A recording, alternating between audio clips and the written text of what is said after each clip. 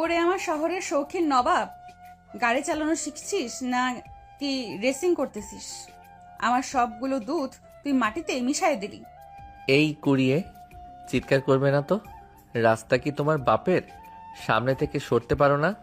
দেখো, তোমার জন্য আমার গাড়ির টায়ারে কাদা লাগছে। তোর গাড়ির টায়ারে কাদা লাগছে, আর আমার এই যে কয়েকশত টাকার দুধ নষ্ট হইল, সেটা কে দিবে? তুই জানিস আমি কে? আমি এই গ্রামের হীর। তুমি হীরা হও আর জহরত হও, তাতে আমার কি? নবাবের রাস্তায় যে আসবে সে এইভাবেই ছিটকে পড়বে। এই নাও 100-5 টাকা, যাও গিয়ে নতুন দুধ কিনে নে।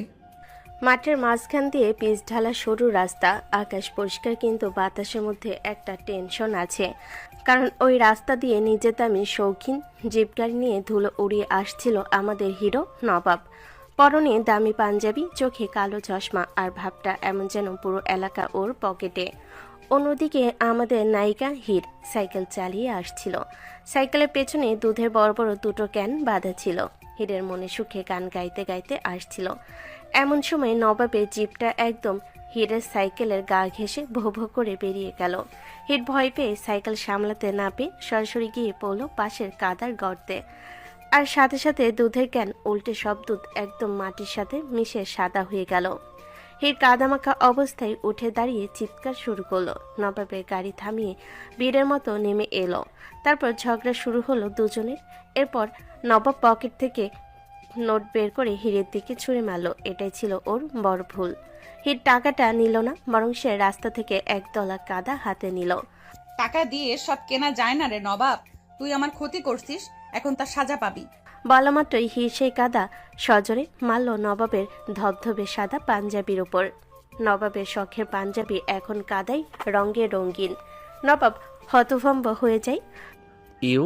তুমি জানো এই পাঞ্জাবির দাম কত? তোমাকে আমি আজ জেলেই পাঠাবো।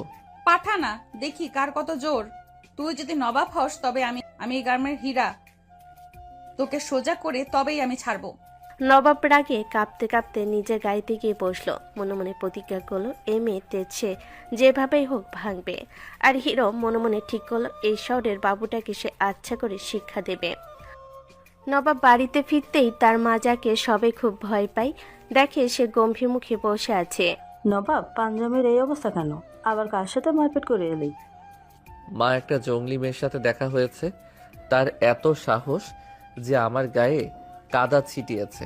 ওদিকে হীর বাড়ি ফিরে তার বাবাকে বলল, বাবা, আজ এক পাজি ছেলের সাথে দেখা হয়েছে, সে আমার সব দুধ নষ্ট করেছে, তারে তো আমি উচিত শিক্ষা দিচ্ছি। হীরের বাবা ভয় পেয়ে গেলেন, কারণ তিনি শহরের মানুষদের খুব ভয় পান। উনি আগে থেকে এরকম মানুষদের পছন্দ করেন না, কারণ এরা কেবল মানুষকে কষ্ট দিতে জানে। তিনি কিছু বলেন না। হিরো বকবক করতে করতে ঘরে চলে যায়। শহরের বাবুটা ভাবছে কি টাকা আছে বলে আমায় কিনে নেবে?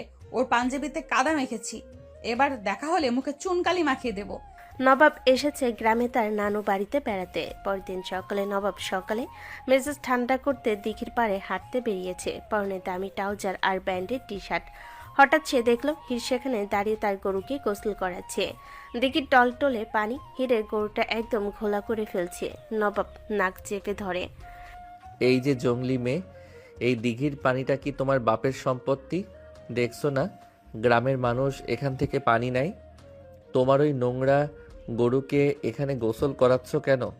হীর গরুর পিঠ ডলতে ডলতে মুখ বাঁকিয়ে বলে, এই অসভ্যটা আবার ওরে আমার পরিষ্কারের জাহাজ রে, দেখিটা আমাদের গ্রামের, আপনার শহরের ড্রেন না। আমার গরু এই পানিতে গোসল করবে নাকি আপনার পারমিশন নিবে? কমন সেন্স নেই তোমার? এই পানিটা দূষিত হচ্ছে তোমার মতো অশিক্ষিত মেয়েদের কারণেই। গ্রামগুলো নরক হয়ে যাচ্ছে। হীর হাত থেকে গরুর ঘষার দড়িটা ফেলে দিয়ে এগিয়ে এসে, কি বললি? অশিক্ষিত? তুই শহরের বাবু হয়ে আমায় জ্ঞান দিচ্ছিস? শোন, তোর এই দামি সেন্টের চেয়ে আমার এই গরুর গায়ের গন্ধ অনেক বেশি পবিত্র। তুই যদি এখান থেকে এখনই না যাস তবে তোকে এই পানিতে চুবাবো। চুবাবে? টাচ করে দেখো। হীর আর দেরি করলো না। সে গরুর লেজটা দিয়ে একটা হ্যাচকা টান দিল। গরুটা ভয় পেয়ে ছটফট করে এক ঝাপটায় দিঘির সব কাদা পানি নবাবের মুখের ওপর ছিটিয়ে দিল। নবাবের ব্যান্ডের টি শার্ট এখন দিঘির শ্যাওলায় সবুজ। ইউ ফিল দি গার্ল, তোমাকে আমি ছাড়বো না। যা যা, আগে মুখ ধুয়ে আয়, তোকে এখন জলহস্তির মতো লাগছে। নবাব রাগে সেখান থেকে চলে যায়। গ্রামের মেঠো পথে বিকেলবেলা, সেদিন বিকেলে হীর মাথায় করে একটা ঘাসের টোপা নিয়ে ফিরছিল সরু রাস্তা, আর ঠিক তখনই নবাব তার জিপ নিয়ে হীরের সামনে এসে হর্ন বাজাতে শুরু করলো। প্যাপের শব্দে হীরের কান ঝালাপালা। রাস্তা ছাড়ো করিয়ে, সাইড দাও, আমার দেরি হচ্ছে। হীর রাস্তার মাঝখানে দাঁড়িয়ে পড়ে। এই ছেলেটা যেখানে না সেখানে এসে পড়ে, আজব। রাস্তা ছাড়বে না, দেখছিস না আমার মাথায় বোঝা। আগে আমাকে যেতে দিবি, তারপর তোর ওই তেলের টিন নিয়ে যাবি। আমার গাড়ির দাম জানো? তোমার এই পুরো গ্রাম বেচে দিলেও এই গাড়ির একটা চাকা কেনা যাবে না। সাইড সরো বলছি। আসছে তেলের টিন বলতে। দাম দিয়ে কি চাটবো? এই ঘাসগুলো আমার গরু খাবে। তোর গাড়ি কি ঘাস খায়? খায় না তো। তাই আগে এই ঘাস যাবে, তারপর তুই। নবাব রাগে হীরের মাথায় ঘাসের বোঝার এক কোণ ধরে টান দিল। সরে যাও বলছি। টান দিতে হীর নড়তে লাগলো এবং পুরো ঘাসের বোঝাটা নবাবের গাড়ির বেনেটের ওপর আর নবাবের মাথার উপর ছড়িয়ে পড়ল। নবাব এখন ঘাসের স্তূপের নিচে বন্দি। হীর কোমরে হাতি খিলখিল করে হেসে ওঠে। কি রে নবাব সাহেব, ঘাস খেতে ইচ্ছে করছিল? তা আগে বললে তো পারতিস। তোকে তখন আস্ত একটা আস্তাবলের গাথা লাগছে। নবাব ঘাস সরাতে সরাতে চিৎকার করে। হীর, তুমি আমার ধৈর্যের পরীক্ষা নিচ্ছ। এই অপমানের শোধ আমি এমনভাবে নেব যে তুমি কাঁদতে কাঁদতে আমার পায়ে পড়বে। হীরা কারো পায়ে পড়ে না রে নবাব। হীরা মানুষের চোখ ঝলসায় দেয়। তৈরি থাকিস। এরপর থেকে হীর আর নবাবের যেখানে দেখা হয় সেখানেই যেন যুদ্ধ লেগে যায়। নবাবের ইগো আর হীরের তেজ কেউ কাউকে এক চুলো ছাড় দিতে রাজি না।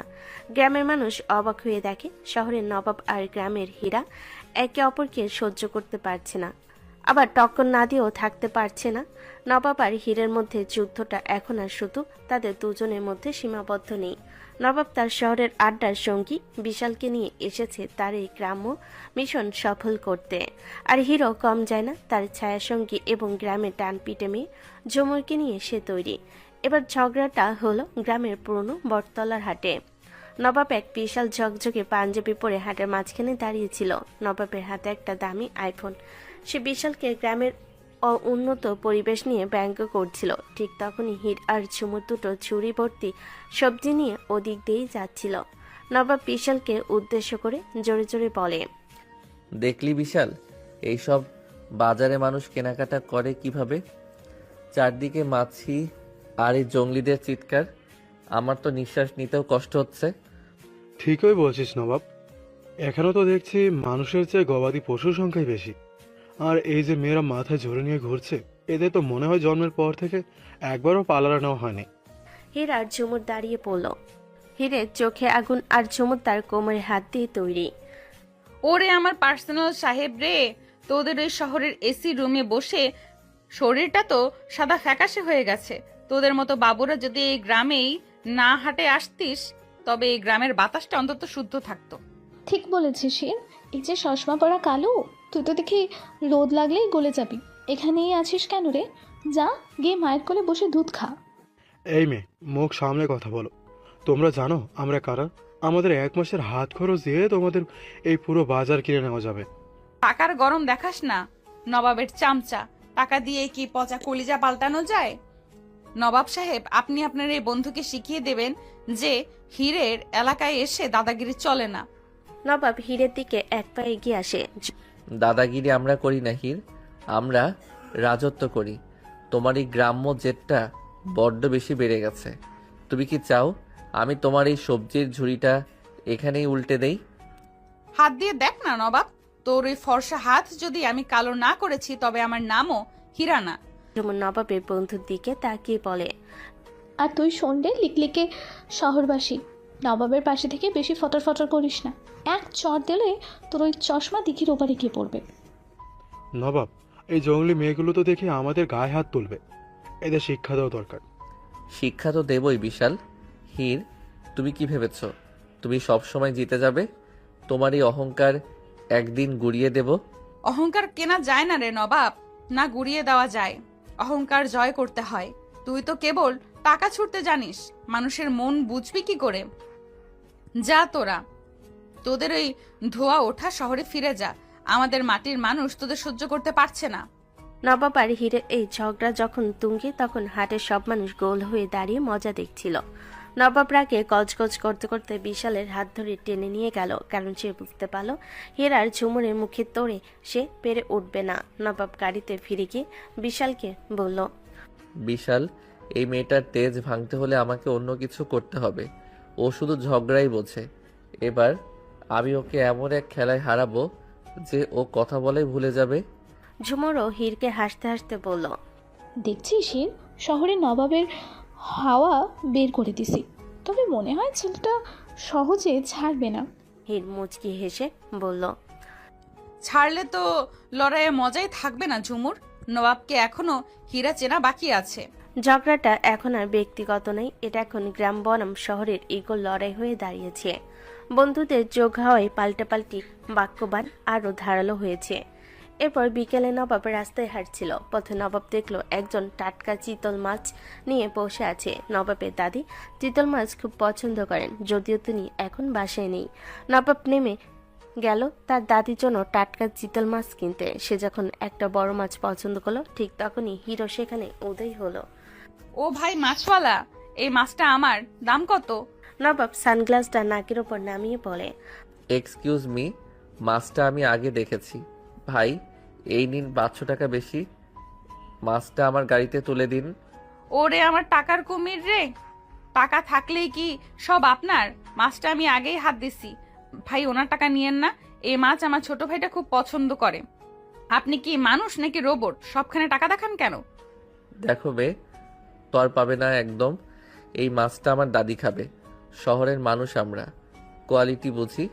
কোয়ালিটি বোঝেন? তবে এইটা বোঝেন কিনা দেখেন। বলা মাত্রই হির মাছের বালতি থেকে এক আসলা জল নিয়ে নবাবের দিকে ছিটিয়ে দিল। নবাবের দামি শার্টে এখন মাছের আষ্টে গন্ধ। ইউ জংলি মেয়ে, তুমি আবার আমার ড্রেস নষ্ট করলে। It's an Italy shirt. Italy হোক আর পাটালি হোক, মাছ আমিই নিমু। এই যে ধরেন মাছের দাম। হির মাছটা বগল দাবা করে টাকাটা ছুড়ে দিয়ে গাগিতে দৌড় দিল। নবাব বাজারে দাঁড়িয়ে রাগে গড়গড় করতে লাগলো। চারপাশে মানুষ হাসতে লাগলো। বিকালের দিকে হঠাৎ নামলো ঝুম বৃষ্টি। নবাব একটা ছাতা নিয়ে মাঠের রাস্তা দিয়ে যাচ্ছিল। তার লজের দিকে হঠাৎ পেছন থেকে হিত তার ভেজা চুলে দৌড়াতে দৌড়াতে এসে নবাবের ছাতার নিচে ঢুকে পড়ল। Hello, what is this? আমার ছাতায় তুমি কেন? আরে সাহেব, দেখছেন না বৃষ্টি নামছে? একটু জায়গা দিলে আপনার ছাতাটা কি ছোট হয়ে যাইবো?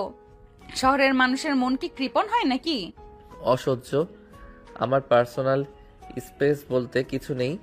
এই যে দেখো, তোমার ভেজা চুলের ঝাপটায় আমার ল্যাপটপ ব্যাগ ভিজে যাচ্ছে। বের হও ছাতার নিচ থেকে। বের হমু না। কি করবেন, ধাক্কা দিয়ে ফালাই দিবেন? দেন না দেখি কেমন জোর আপনার। হির একদম নবাবের গা ঘেঁষে দাঁড়ালো। নবাবের নাকে হিরের ভেজা চুলের আর বুনো ফুলের গন্ধ এলো। এক মুহূর্তের জন্য নবাবের রাগটা যেন মিলান হয়ে গেল। সে হিরের চোখের দিকে তাকালো। হিরের কাজল ধুয়ে চোখের নিচে লেপটে গেছে, কিন্তু তাকে আরো মায়াবী লাগছে। তুমি কি সবসময় এমন ঝগড়া করো, নাকি আমাকে দেখে তোমার চুলকানি শুরু হয়? আপনাকে দেখলে আমার পিত্তি জ্বলে যায় সাহেব। আপনার ওই নবাবী ভাবটা এই গ্রামের কাদার সাথে মিশায় দিতে ইচ্ছে করে। নবাব কিছু বলতে যাবে, ঠিক তখনই একটা বড় কাদা ভর্তি গর্তে নবাবের পা পিছলে গেল। সে হিরকে জাপটে ধরল পড়ার হাত থেকে বাঁচতে। দুজনেই কাদার মধ্যে পড়ে একাকার। নবাব আর হির আর কাদার মধ্যে একে অপরের খুব কাছে। বৃষ্টির ঝাপটায় তারা নির্বাক, কিন্তু এই রোমাঞ্চ বেশিক্ষণ স্থায়ী হলো না। হির উঠে দাঁড়িয়ে নবাবের মাথায় এক গাঁটটা মেরে বলল, বুড়া হয়েছেন নাকি সাহেব? নিজের পা সামলাইতে পারেন না? নবাব ছাড়ার পাত্র নয়।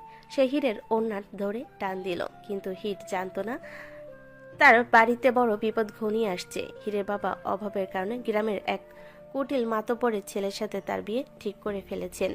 সে এই বিয়েতে একদম রাজি নয়, কিন্তু বাবার সম্মানের কথা ভেবে সে গুমড়ে কাঁদছে। কি করবে বুঝতে পারে না। হিরের বিয়ের দিন শুরু হলো, সানাই বাজছে, কিন্তু হিরের চোখে জল। ঠিক যখনই বিয়ের পিড়েতে হির বসতে যাবে, অমনি বিকট শব্দে হর্ন বাজিয়ে নবাব তার জিপ গাড়ি নিয়ে সোজা বিয়ের মণ্ডপের ভেতর ঢুকে পড়ল। ধুলোয় চারিদিক অন্ধকার। হির অবাক হয়ে গেল। নবাব, তুমি এখানে কি করছো? আমার বিয়েতে কি আবার ঝগড়া করতে আসছো? নবাব গাড়ি থেকে স্টাইলে নেমে পড়ে। ঝগড়া করতে আসিনি হির, তোমার উদ্ধারকর্তা হয়ে এসেছি। এই মাতব্বরের ছেলেটা একটা আস্ত লম্পট, ওর সাথে তোমার বিয়ে আমি হতে দেব না। তুই কে রে ছোকরা? আমাদের বিয়েতে বাঁধা দেওয়ার তুই কে? আমি নবাব। এই হীরার সাথে তোমার পাওনা গন্ডার হিসাব বাকি আছে। ও যতক্ষণ না আমার স্যুটের দাম উসুল করছে ততক্ষণ ও কোথাও যেতে পারবে না। চারিদিকে হইচই শুরু হলো। বরপক্ষ মারমুখী হয়ে উঠল। নবাব এক হাতে 4-5টা গুন্ডাকে ধোলাই দিয়ে দিল। কিন্তু সমাজ তো বড় কঠিন। গ্রামের লোক বলতে শুরু করলো, বিয়ের আসরে অন্য ছেলে যখন এসে ঝামেলা করলো তখন এই মেয়ের আর অন্য কোথাও বিয়ে হবে না। হিরের তো জাত গেল। হীরের বাবা কান্নায় ভেঙে পড়লেন। নবাব দেখলো পরিস্থিতি খারাপ। সে আসলে হীরকে শিক্ষা দিতে চেয়েছিল, কিন্তু তাকে অসম্মানিত হতে দেখতে পারছিল না। কারণ কোনো মেয়ের চরিত্র নিয়ে সে খারাপ কথা মেনে নেবে না। হুট করে নবাব বলে উঠল, আমি ওকে বিয়ে করব। নবাব না, এ কি করছো তুমি? পাগল হয়ে গেছো? কাজী সাহেব বিয়ে পড়ান। হীর না করতে থাকলো, কিন্তু গ্রামবাসীর চিৎকার আর হীরের বাবার কান্না দেখে সে বাধ্য হলো বিয়ে করতে। তাদের বিয়ে পড়ানো হয়ে গেল। নবাব নিজেও বুঝে নিজে হীরকে শিক্ষা দিতে এসে নিজেই মুসিবতে পড়বে। আজ থেকে হিন আমার স্ত্রী। কার সাহস আছে ওকে নিয়ে কথা বলার? হির চলো আমার বাড়িতে। তোমাকে জ্বালানোর জন্য আমি একটা আস্ত নরক সাজিয়ে রেখেছি। হীরাকে কাঁপতে কাঁপতে বলল, তুমি আমায় উদ্ধার করোনি নবাব, তুমি আমার জীবনটা ধ্বংস করলে। আমি তোমার বাড়িতে যাব ঠিকই, কিন্তু তোমাকে শান্তিতে থাকতে দেব না। তোমার ওই রাজপ্রাসাদকে আমি শ্মশান বানিয়ে ছাড়বো। বিয়ে শেষে নবাব হীরকে নিয়ে তার বিশাল অট্টালিকায় এলো। নবাবের মা, যিনি খুব আভিজাত্য প্রিয় এক গ্রাম্য মেয়েকে বাড়ির বউ হিসেবে দেখে চিৎকার শুরু করলেন। তিনি কোনো মতেই হীরকে মানতে পারবেন না। নবাব, তুই এই ক্ষেত খামারে কাজ করা মেয়েকে বিয়ে করে আনলি? একেই তো বাড়ির কাজের লোক হিসেবেও রাখা যাবে না। শোনেন শাশুড়ি মা, আমাকে রাখতে হবে না, আমি নিজেই থাকতে আসছি। আপনার ছেলে আমাকে বিয়ে করেছে নিজে থেকে। এখন এই রাজপ্রাসাদে ডাল ভাত আমিই খামু।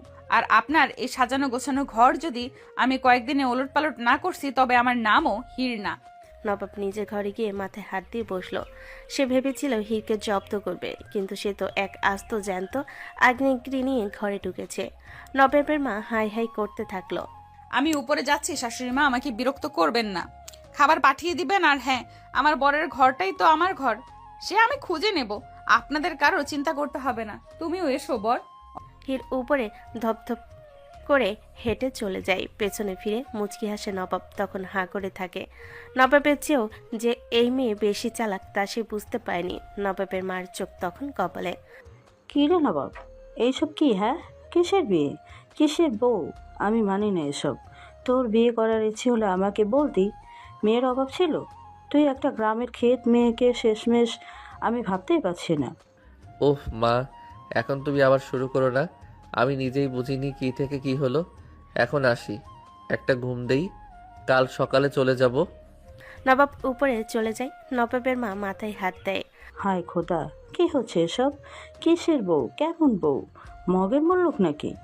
নবাব শেরওয়ানির বোতাম খুলতে খুলতে ঘরে ঢুকলো। ভাবলো আজ হয়তো মেয়েটা শান্ত থাকবে, কিন্তু ঘরে ঢুকে সে থমকে দাঁড়ালো। হীর তখন আলমারির আড়ালে দাঁড়িয়ে তার ভারী বিয়ে লেহেঙ্গাটা বদলে একটা সাধারণ সুতির জামা পরার চেষ্টা করছিল। আয়নায় হীরের খোলা পিঠ আর কাঁধের উপর ভেজা চুলের অবাধ্য বিনাশ দেখে নবাবের চোখ আটকে গেল। গ্রামের সেই চঞ্চল মেয়েটাকে আজ কেন যেন এক অপার্থিব মায়ের মতো লাগলো তার। নবাব অপলক তাকিয়ে রইল। হীর আইনে নবাবের প্রতিবিম্ব দেখতে ঝট করে ঘুরে দাঁড়ালো। হাতের জামাটা বুকে চেপে ধরে তার চোখ মুখ রাগে লাল হয়ে উঠল। অসভ্য, শহরের নবাবের কি সামান্য ভদ্রতাও নেই? একটা মেয়ে কাপড় পাল্টাচ্ছে আর তুই হা করে তাকিয়ে আছিস। নবাব স্বয়ংবিদ ফিরে পেয়ে বড় কুচকে ফেল। নিজের ভালো লাগাটা বিরক্তি দিয়ে আড়াল করে বলল, বেশি ভাব নিও না হির, এটা আমার ঘর আর তুমি এখন আমার বিবাহিত স্ত্রী। তাকালে এমন কোনো গুনাহ হয়ে যাচ্ছে না। আর তোমার এই হাড়গিলের চেহারা দেখার শখ আমার নেই। চুপ কর তুই। তোর মতো পাজি ছেলের বউ হওয়ার চেয়ে আমি আমার বিষ খাওয়াই ভালো ছিল। এখন যা এখান থেকে, বাইরে গিয়ে মর। নবাব এবার আসলেও বিরক্ত হলো। সারাদিনের ধকলার হীরের এই তেরা কথায় তার মেজাজ সপ্তমে চলল। সে খাটের উপর ধপাস করে বসে পড়ল। শোনো হীর, অনেক কাহিনী হয়েছে। আজ সারাদিন অনেক নাটক সহ্য করেছি। এখন চুপচাপ একদিকে শুয়ে পড়ো। আমাকে একদম বিরক্ত করবে না, নয়তো এই বাসর রাতেই তোমাকে ঘর থেকে বের করে দেব। নবাবের এই কড়কড়ের ধমক শুনে হীরে জেদ আর সইল না। সে একা অজানা এক বাড়িতে, তার উপর এই বাজি ছেলেটা বকা, সব মিলিয়ে তার চোখ দিয়ে হু হু করে পানি নামলো। সে হামা করে কেঁদে উঠল। উফ, আবার কি হলো? এখন কান্নাকাটি শুরু করলে কেন? আমি কি তোমাকে মেরেছি? আমার আমার খুব খিদে লাগছে। দুপুর থেকে ওই ভারী কাপড় পইরা আসছি, কিছু খাইতে পারি না। এখন পেটের ভেতর ইঁদুর দৌড়াচ্ছে, আর তুই আমাকে ধমকাচ্ছিস। নবাব কিছুক্ষণ থমেরে বসে রইল, তারপর কপালে হাত দিয়ে বিড়বিড় করলো। হায়রে কপাল, বাসরাতে রোমান্স তো দূরের কথা, এখন এই জঙ্গলি মেয়ের কেয়ারটেকার হতে হবে আমার। এ তো দেখি মহা বিপদ। জীবনে একবার বিয়ে করেছি, তাও এই দশা। অবশ্য এই মেয়ের সাথে রোমান্স করা থেকে কেয়ারটেকার গিরি করা অনেক ভালো। নবাব উঠে মার ঘরের দিকে গেল। রাজিয়া বেগম তখন জায়নামাজে বসে তসবি পড়ছিলেন। মা, ঘরে কি কোনো খাবার আছে? হীরের নাকি খুব খিদে পেয়েছে। এখন আবার খাবার কোথায় পাবো? যা ছিল সব মেহমানরা খেয়ে শেষ করেছে। কাল সকালে নাস্তা হবে। এখন ওকে ঘুমাতে যেতে বল। গ্রামের ডিঙ্গি মেয়ে বিয়ে করে এনেছে, ঘরে জায়গা দিছি, আবার খাবার খোঁজে। নবাব ফিরে এসে দেখলো হীর ফ্লোরে বসে পা ছড়িয়ে কাঁদছে আর চিৎকার করছে। আমি কি না খেয়ে মরার জন্য এই বাড়িতে আসছি? তোরা কি কসাই? আমারে খাবার দে, নয়তো আমি চিৎকার করে পুরো গ্রাম জাগাবো। ও বাবা গো, তোমার মেয়ে না খেয়ে মারা যাচ্ছে। চুপ করো হীর, ছি, লোকে শুনলে কি ভাববে? দাঁড়াও, আমি দেখছি কি করা যায়। নবাব আর কোনো উপায় না দেখে নিজের রান্নাঘরে ঢুকলো। রাজিয়া বেগম অবাক হয়ে আড়াল থেকে দেখলেন যে ছেলে কোনোদিন এক গ্লাস পানি ঢেলে খায়নি, সে আজ হীরের জন্য চুলার কাছে দাঁড়িয়েছে। নবাব নিজের সাদা শার্টের হাত গুটিয়ে ফ্রিজ থেকে ডিম আর আলু বের করলো। সে জীবনে প্রথমবার রান্না করছে। ধোয়ায় চোখ লাল হয়ে যাচ্ছে, তেল ছিটকে হাতে লাগছে, তাও সে হাল ছাড়ল না। কিছুক্ষণ পর নবাব একটা প্লেটে গরম ধোয়া ওঠা আলু ভাজি আর ডিমের অমলেট নিয়ে ঘরে ঢুকলো। হীর তখনও ফুপিয়ে কাঁদছিল। এই নাও মহারানী, তোমার ভোজ তৈরি। দামি শেফের রান্না নয়, আমার হাতে তৈরি নবাবী খিচুড়ি। খেয়ে মুখ বন্ধ করো এবার। হীর প্লেটের দিকে তাকালো। এ তো খিচুড়ি নয়, কেবল ভাজি আর ডিম অমলেট। রান্নাটা দেখতে খুব একটা ভালো হয়নি, আলুগুলো একটু পুড়ে গেছে, কিন্তু এই মুহূর্তে ওর কাছে সেটাই পৃথিবীর সেরা খাবার মনে হলো। সে গোগরা সে খেতে শুরু করলো। নবাব পাশে বসে মুগ্ধ হয়ে দেখতে লাগলো হীরার খাওয়ার ভঙ্গি। লবণ একটু বেশি হয়েছে, আর ডিমটা পোড়া পোড়া, তবে খাইতে খারাপ না। খাওয়ার সময়ও খোটা দিতে ভুলো না। কাল থেকে তোমাকেই রান্না করতে হবে, মনে রেখো। করবো রে নবাব, করবো। তুই যখন আমার লাইগা রানতে পারছস, আমি তোর লাইগা বিষও রানতে পারমু। নবাব হাসলো। গ্রামের মেয়ের কাণ্ড দেখে সে হাসবে না কাঁদবে বুঝে না। রাতে নবাবের ঘরে হীর বিছানার মাঝখানে একটা বড় বালিশ দিয়ে দেওয়াল তুলে দিল। এটা কি? আমার ঘরে আমারই বিছানায় পার্টিশন? একদম ঠিক। ওইখানে আপনি আপনার শহরের বাবুগিরি করেন, আর এই পাশে আমার এলাকা। খবরদার, এইদিকে হাত পা আসলে কিন্তু কামড়ে দেব। তুমি একটা ডাইনি। আমি তোমাকে বিয়ে করেছি মানে এই না যে আমি তোমাকে পছন্দ করি। আমি শুধু আমার অপমান শোধ নিতে তোমাকে এখানে বন্দি করে আনছি। বন্দি কে হয় সেটা সময়ই বলবে নবাব সাহেব। এখন লাইট নিভিয়ে ঘুমান। কাল সকালে আপনার বাড়ির সব কাজের মেয়েকে ছুটি দিয়ে আমি নিজেই ঝাড়ু হাতে নামবো। দেখি আপনার আভিজাত্য কোথায় যায়। ভোর 6টা বাজতে না বাজতে হীরের ঘুম ভেঙে গেল। সে নেমে সোজা রান্নাঘরে গিয়ে হানা দিল। রাজিয়া বেগম তখন কেবল চুলা ধরিয়েছেন। হীরের এলোমেলো চুল আর কোমরে শাড়ি গোজা দেখে তিনি ভুরু কুচকালেন। এ কি, তুমি এত সকালে রান্নাঘরে কেন? কেন আবার? রান্না করতে আসছি। যাও, গিয়ে বিশ্রাম নাও, আমার রান্নার লোক আছে। আরে রাখেন তো মা, আপনার লোক কি রাখবে? শহরের পাঞ্চে খাবার। আজ আমি আপনাদের আমার হাতের ঘাস ঘাস সবজি আর দেশি মুরগির ঝোল খাওয়াবো। নবাব তো আমার রান্নার খোটা দিচ্ছিল রাতে, আজ ওর জিভ পুড়ে যাবে সাথে। রাজিয়া বেগম নিষেধ করলো, হীর কারো কথা শুনল না। সে একরকম জোর করে রাজিয়া বেগমকে রান্নাঘর থেকে বের করে দিল। ঘণ্টাখানেক পর পুরো বাড়িতে এমন এক মশলার সুবাস ছড়ালো যে নবাবের ঘুম খিদে ভেঙে গেল। ডাইনিং টেবিলে নবাব আর তার মা বসে আছেন। হীর একের পর এক বাটি সাজিয়ে দিচ্ছে। হীর নবাবের পাতে সজোরে এক বড় চামচ ঝোল দিয়ে বলল, নাও নবাব সাহেব, এটা খেয়ে বলো দেখি তোমার ওই শহরের পিৎজা ভালো নাকি হীরের হাতের রান্না। নবাব এক লোকমা মুখে দিয়েই থমকে গেল। সত্যি বলতে তার জীবনে খাওয়া অন্যতম সেরা রান্না এটা। লবণের বদলে এবার স্বাদের জাদু লেগেছে, কিন্তু সে কি আর অত সহজে স্বীকার করবে? ঝালটা একটু বেশি হয়ে গেছে, আর মুরগিটা মনে হয় একটু শক্ত। জংলি হাতে রান্না তো এমনই হবে। নবাবের বন্ধু বিশাল সেও সেখানে ছিল। সে গোগ্রাসে খেতে খেতে বলল, আরে নবাব, কি বলছিস? দারুণ হয়েছে তো। নবাব টেবিলে নিচ দিয়ে বিশালকে লাথি মারল। রাজিয়া বেগমে খেয়ে বুঝলেন বৌমার হাতে জাদু আছে, কিন্তু ছেলের ইগোর দিকে তাকিয়ে তিনিও চুপ করে রইলেন। হীর মুখ ভেঙচিয়ে বলল, হিংসুটে সব। মজা লাগছে ঠিকই, কিন্তু মুখ ফুটে বলবে না। খাও, একদম সবটুকু শেষ করবা। এক দানা ফেললে খবর আছে। রাত 11টা। ঘরে এসি চলছে। নবাব ল্যাপটপে কাজ করছে আর হীর আয়নার সামনে বসে চুল আঁচড়াচ্ছে। হঠাৎ হীরের নজর গেল দেওয়ালের কোণে। বিশাল এক কালো তেলাপোকা ডানা ঝাপটাচ্ছে। ওরে বাবা গো! চিল্লাইয়ে উঠল হীর। নবাব কিছু বুঝে ওঠার আগেই হীর এক লাফে খাট উঠে নবাবের গলা জড়িয়ে ধরল। নবাব অপ্রস্তুত হয়ে ল্যাপটপ সরিয়ে ফেল। হীর একদম নবাবের বুকের উপর উঠে ওকে জাপটে ধরে আছে। হীর আরে কি হয়েছে? নামো আমার উপর থেকে, তুমি কি আসলেও পাগল? ভয়ে চোখ বন্ধ করলো। ওই যে ওই বাঘের মতো বড় তেলাপোকা, ওটা আমার দিকে উড়ে আসছিল। তুই ওটারে মার, নয়তো আমি তোরে ছাড়বো না। নবাবের খুব হাসি পেল। যে মেয়ে জ্যান্ত গরু সামলে সেখানে একটা তেলাপোকায় ভয় পাচ্ছে, কিন্তু এই মুহূর্তে হীরের শরীরের উষ্ণতা আর ওর গায়ের সতেজ ঘ্রাণ নবাবকে আচ্ছন্ন করে ফেল। নবাবের হাত দুটো অজান্তেই হীরের কোমরে গিয়ে স্থির হলো। হিরো নবাবের শক্ত বুকে ধুকপুকানি অনুভব করে থমকে গেল। দুজনের চোখের দৃষ্টি এক হলো। এক মুহূর্তের জন্য মনে হলো সব ঝগড়া থেমে গেছে। পরক্ষণে হীর সম্বিত ফিরে পেয়ে নবাবকে ধাক্কা দিয়ে সরিয়ে দিল। অসভ্য, আমাকে জড়িয়ে ধরছিস কেন? যা ওটারে মার আগে। নবাব নিজেও অপ্রস্তুত হয়ে যায়। আমি কি ধরেছি? তুমি তো লাফ মেরে আমার কোলে উঠে পড়লে। যত সব নাটক। নবাব জুতা দিয়ে তেলাপোকাটা মারল। দুজনে দুদিকে মুখ ফিরিয়ে শুয়ে পড়ল, কিন্তু কারো চোখে অনেকক্ষণ ঘুম এলো না। নবাব ভাবছিল হীরের এই ভীতু চেহারার কথা, আর হীর ভাবছিল নবাবের ওই শক্ত আলিঙ্গনের কথা। ভাবতে ভাবতে একসময় দুজন ঘুমিয়ে পড়ল। পরদিন সকালে নিয়ম অনুযায়ী হীরের বাপের বাড়িতে যাওয়া দিন। নবাব তার সাদা জিপ গাড়িটা ধুই পরিষ্কার করে রেখেছে। হীর তার ব্যাগপত্র নিয়েও তৈরি। শোনো হীর, তোমার গ্রামে কিন্তু বেশি দিন থাকবো না, কালই ফিরবো। গেলে তো আগে দেখ, আমার গ্রামের মানুষ তো তোকে কাদা দিয়ে গোসল করায় না। চল এখন, দেরি করিস না। নবাব গাড়ি স্টার্ট দিল। হীর জানালা বাইরে তাকিয়ে মুচকি হাসলো। হীরের গ্রামে নবাবের জিপ গাড়িটা ঢুকতে এক এলাহি কাণ্ড শুরু হলো। ধুলো উড়িয়ে গাড়ি থামার আগে হীরের বন্ধুরা আর গ্রামের ছোটরা চারপাশ দিয়ে ঘিরে ধরল। হীর রাজকীয় ভঙ্গিতে গাড়ি থেকে নামলো, আর নবাব নামলো যেন কোনো ভিন গ্রহের প্রাণী। হীরের বাবা, যিনি শহরের মানুষদের জম মনে করতেন, জামাইকে দেখে গম্ভীর থাকার চেষ্টা করলেও হীরের জেদের কাছে হার মানলেন। নবাবকে পাটিতে বসানো হলো, আর তার সামনে সাজিয়ে দেওয়া হলো ডজন খানেক মাটির শানকি।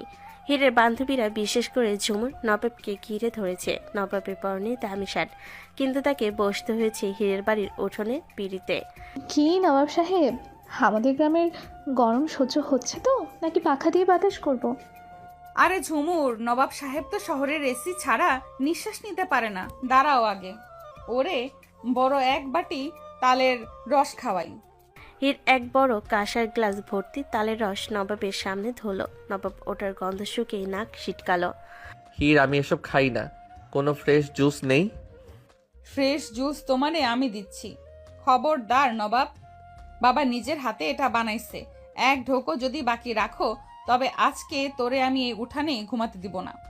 নবাব হীরের বাবার চোখের দিকে তাকিয়ে ভয় এক নিঃশ্বাসে গ্লাসটা শেষ করলো। হীরের বাবা খুশি হয়ে নবাবের পিঠে এমন এক থাপ্পড় মারলেন যে নবাবের খাবার গলায় আটকে যাওয়ার জোগাড়। এই তো বাপের মতো জামাই। শহর হয়েছে তো কি হয়েছে, কলিজা তো আমাদের গ্রামের মতোই বড়। নবাব মনে মনে বলল। কলিজা তো আর একটু হলে মুখ দিয়ে বেরিয়ে আসতো। রাতের বেলা হিরে সেই ছোট্ট ঘরে দুজনকে থাকতে দেওয়া হলো। বাঁশের বেড়া আর উপরে টিনের চাল। নবাব শুতে গিয়ে চিৎকার করে উঠল। হির, এই বিছানায় কী সব গুঁড়ো গুঁড়ো, আর মশারিটা কেন ফুটো? আমি এখানে 1 সেকেন্ডও থাকতে পারবো না। চুপ কর নবাব, বিছানায় এগুলো গুঁড়ো না, এগুলো রোদে শুকনো পরিষ্কার খের। আর মশারি একটু ফুটো হলে কি হয়েছে? মশা একটু রক্ত খেলে তোর শরীর হালকা হবে। অসভ্য মেয়ে, তোমার সাথে কথা বলাই বেকার। কালই আমি চলে যাব। যাবি তো বটেই, কিন্তু এখন এখানে শুবি। ওই কোণটা তোর আর এই কোণটা আমার, মাঝখানে আমি এই কোলবালিশ দিয়ে দেওয়াল তুলে দিছি। খবরদার দেওয়াল টপকাবি না।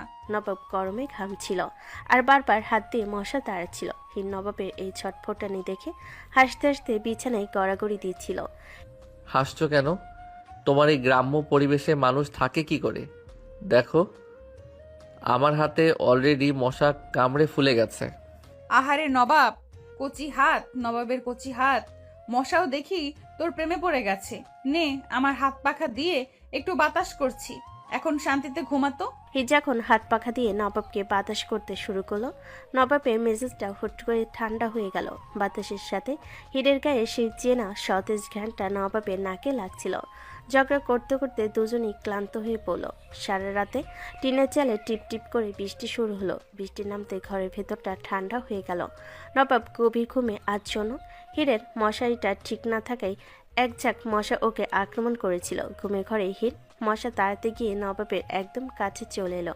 নবাব টের পেল হিরের হিমশীতল হাতটা ওর বুকের ওপর। ও প্রথমে সরিয়ে দিতে চাইল, কিন্তু বাইরে বৃষ্টির শব্দ আর হিরের এই শান্ত ঘুমন্ত চেহারা দেখে ওর মায়া হলো।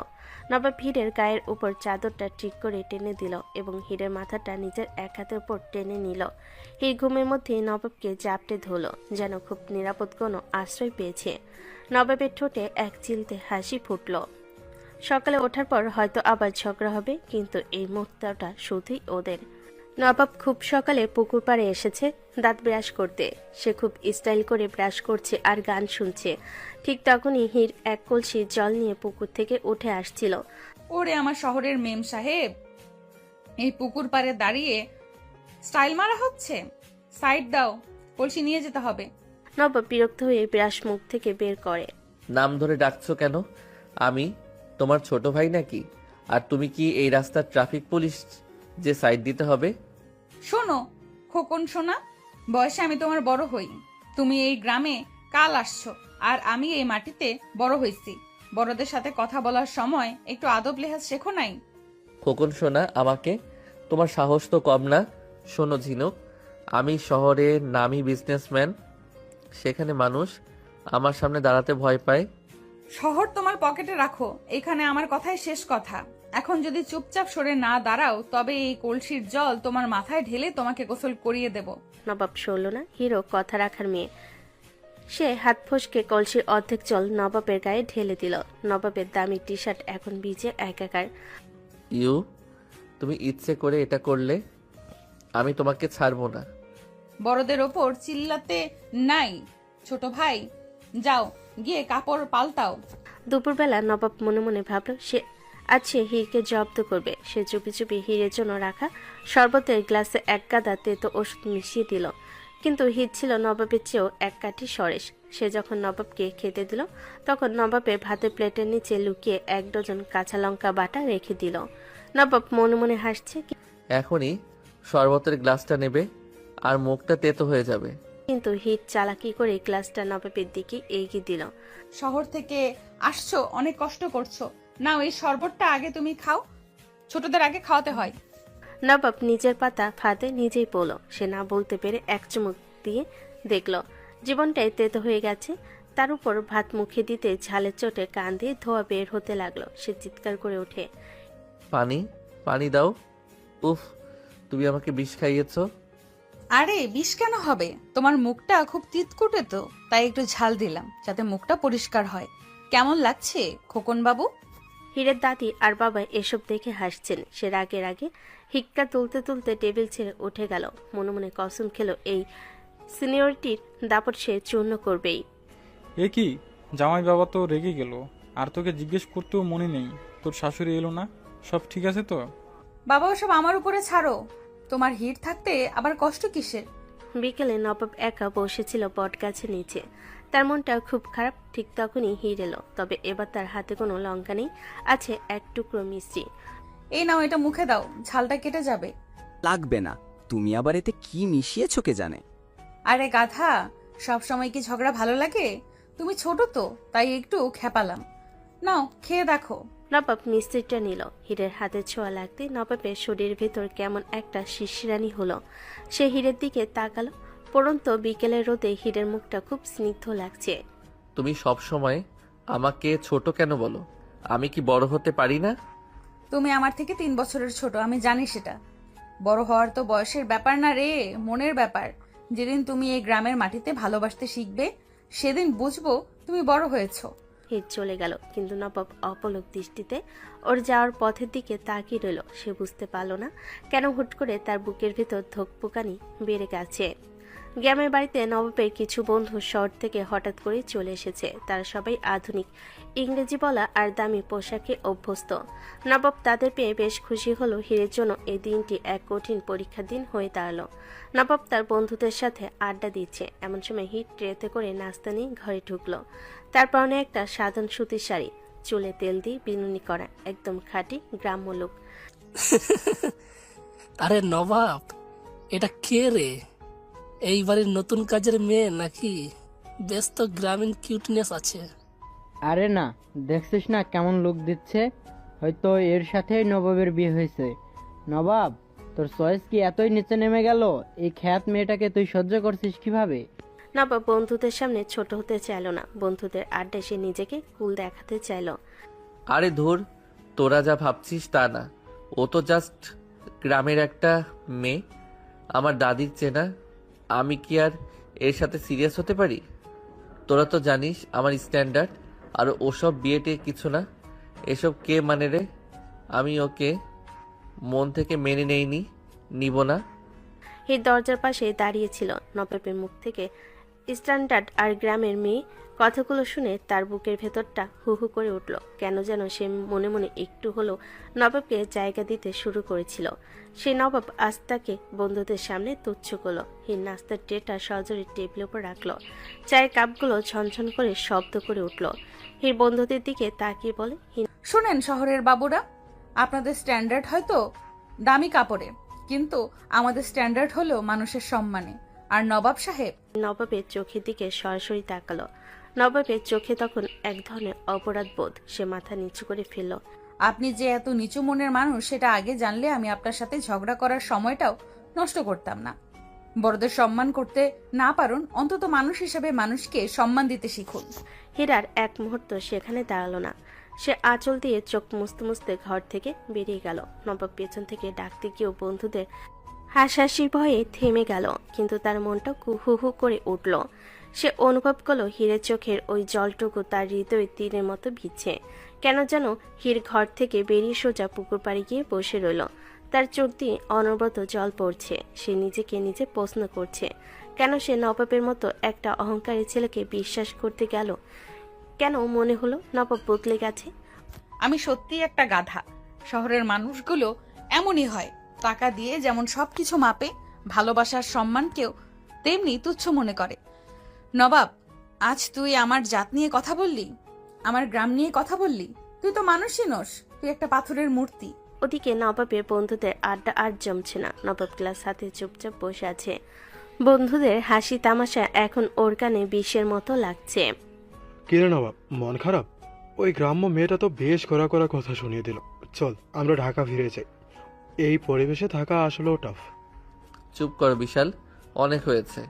তোরা যে মেয়েটাকে খ্যাত বলছিস, সেই মেয়েটা কাল রাত জেগে আমার জন্য রেঁধেছে। তেলাপোকা দেখে সে ভয় পেলেও তার মনটা তোদের এই কৃত্রিম স্ট্যান্ডার্ডের চেয়ে অনেক বেশি পরিষ্কার। তোরা এখনই এই ঘর থেকে বের হ। বন্ধুরা অবাক হয়ে নবাবের দিকে তাকিয়ে রইল। নবাব আর এক মুহূর্ত অপেক্ষা না করে হীরের খোঁজে বাইরে বেরিয়ে এলো, কিন্তু পুরো গ্রাম খুঁজেও সে হীরকে পেল না। হীর ততক্ষণে ঠিক করে ফেলেছে সে আর নবাবের বাড়িতে ফিরবে না। সে তার বাবার কাছে গিয়ে দাঁড়ালো। বাবা, আমি আর এই শহরে যাব না। আমি এই গ্রামের ধুলোবালি মেখেই থাকতে চাই। যে আমার মাটিকে সম্মান দিতে পারে না, তার সাথে সংসার করা আমার পক্ষে সম্ভব না। রাতের বেলা হীরা সে ছোট্ট ঘরে বাতি জ্বলছে নিভছে। এই বিছানার এক কোণে গুটসুটি মেরে শুয়ে আছে। ওর চোখে জল তখনও শুকায়নি। নবাব বাইরে বন্ধুদের বিদায় দিয়ে ঘরে ঢুকলো। ওর মনের ভেতর তখন অপরাধবোধের হাতুড়ি পিটছে। বন্ধুদের সামনে ও যা বলেছে তা যে হীরের হৃদয়ে তীরের মতো বিঁধেছে, সেটা ও এখন হাড়ে হাড়ে টের পাচ্ছে। নবাব বিছানার পাশে গিয়ে বসলো। খুব সাবধানে হীরের কাঁধে হাত রাখলো। হীর, শোনো না, আমি আসলে তখন বন্ধুদের সামনে ওসব ইচ্ছা করে বলিনি।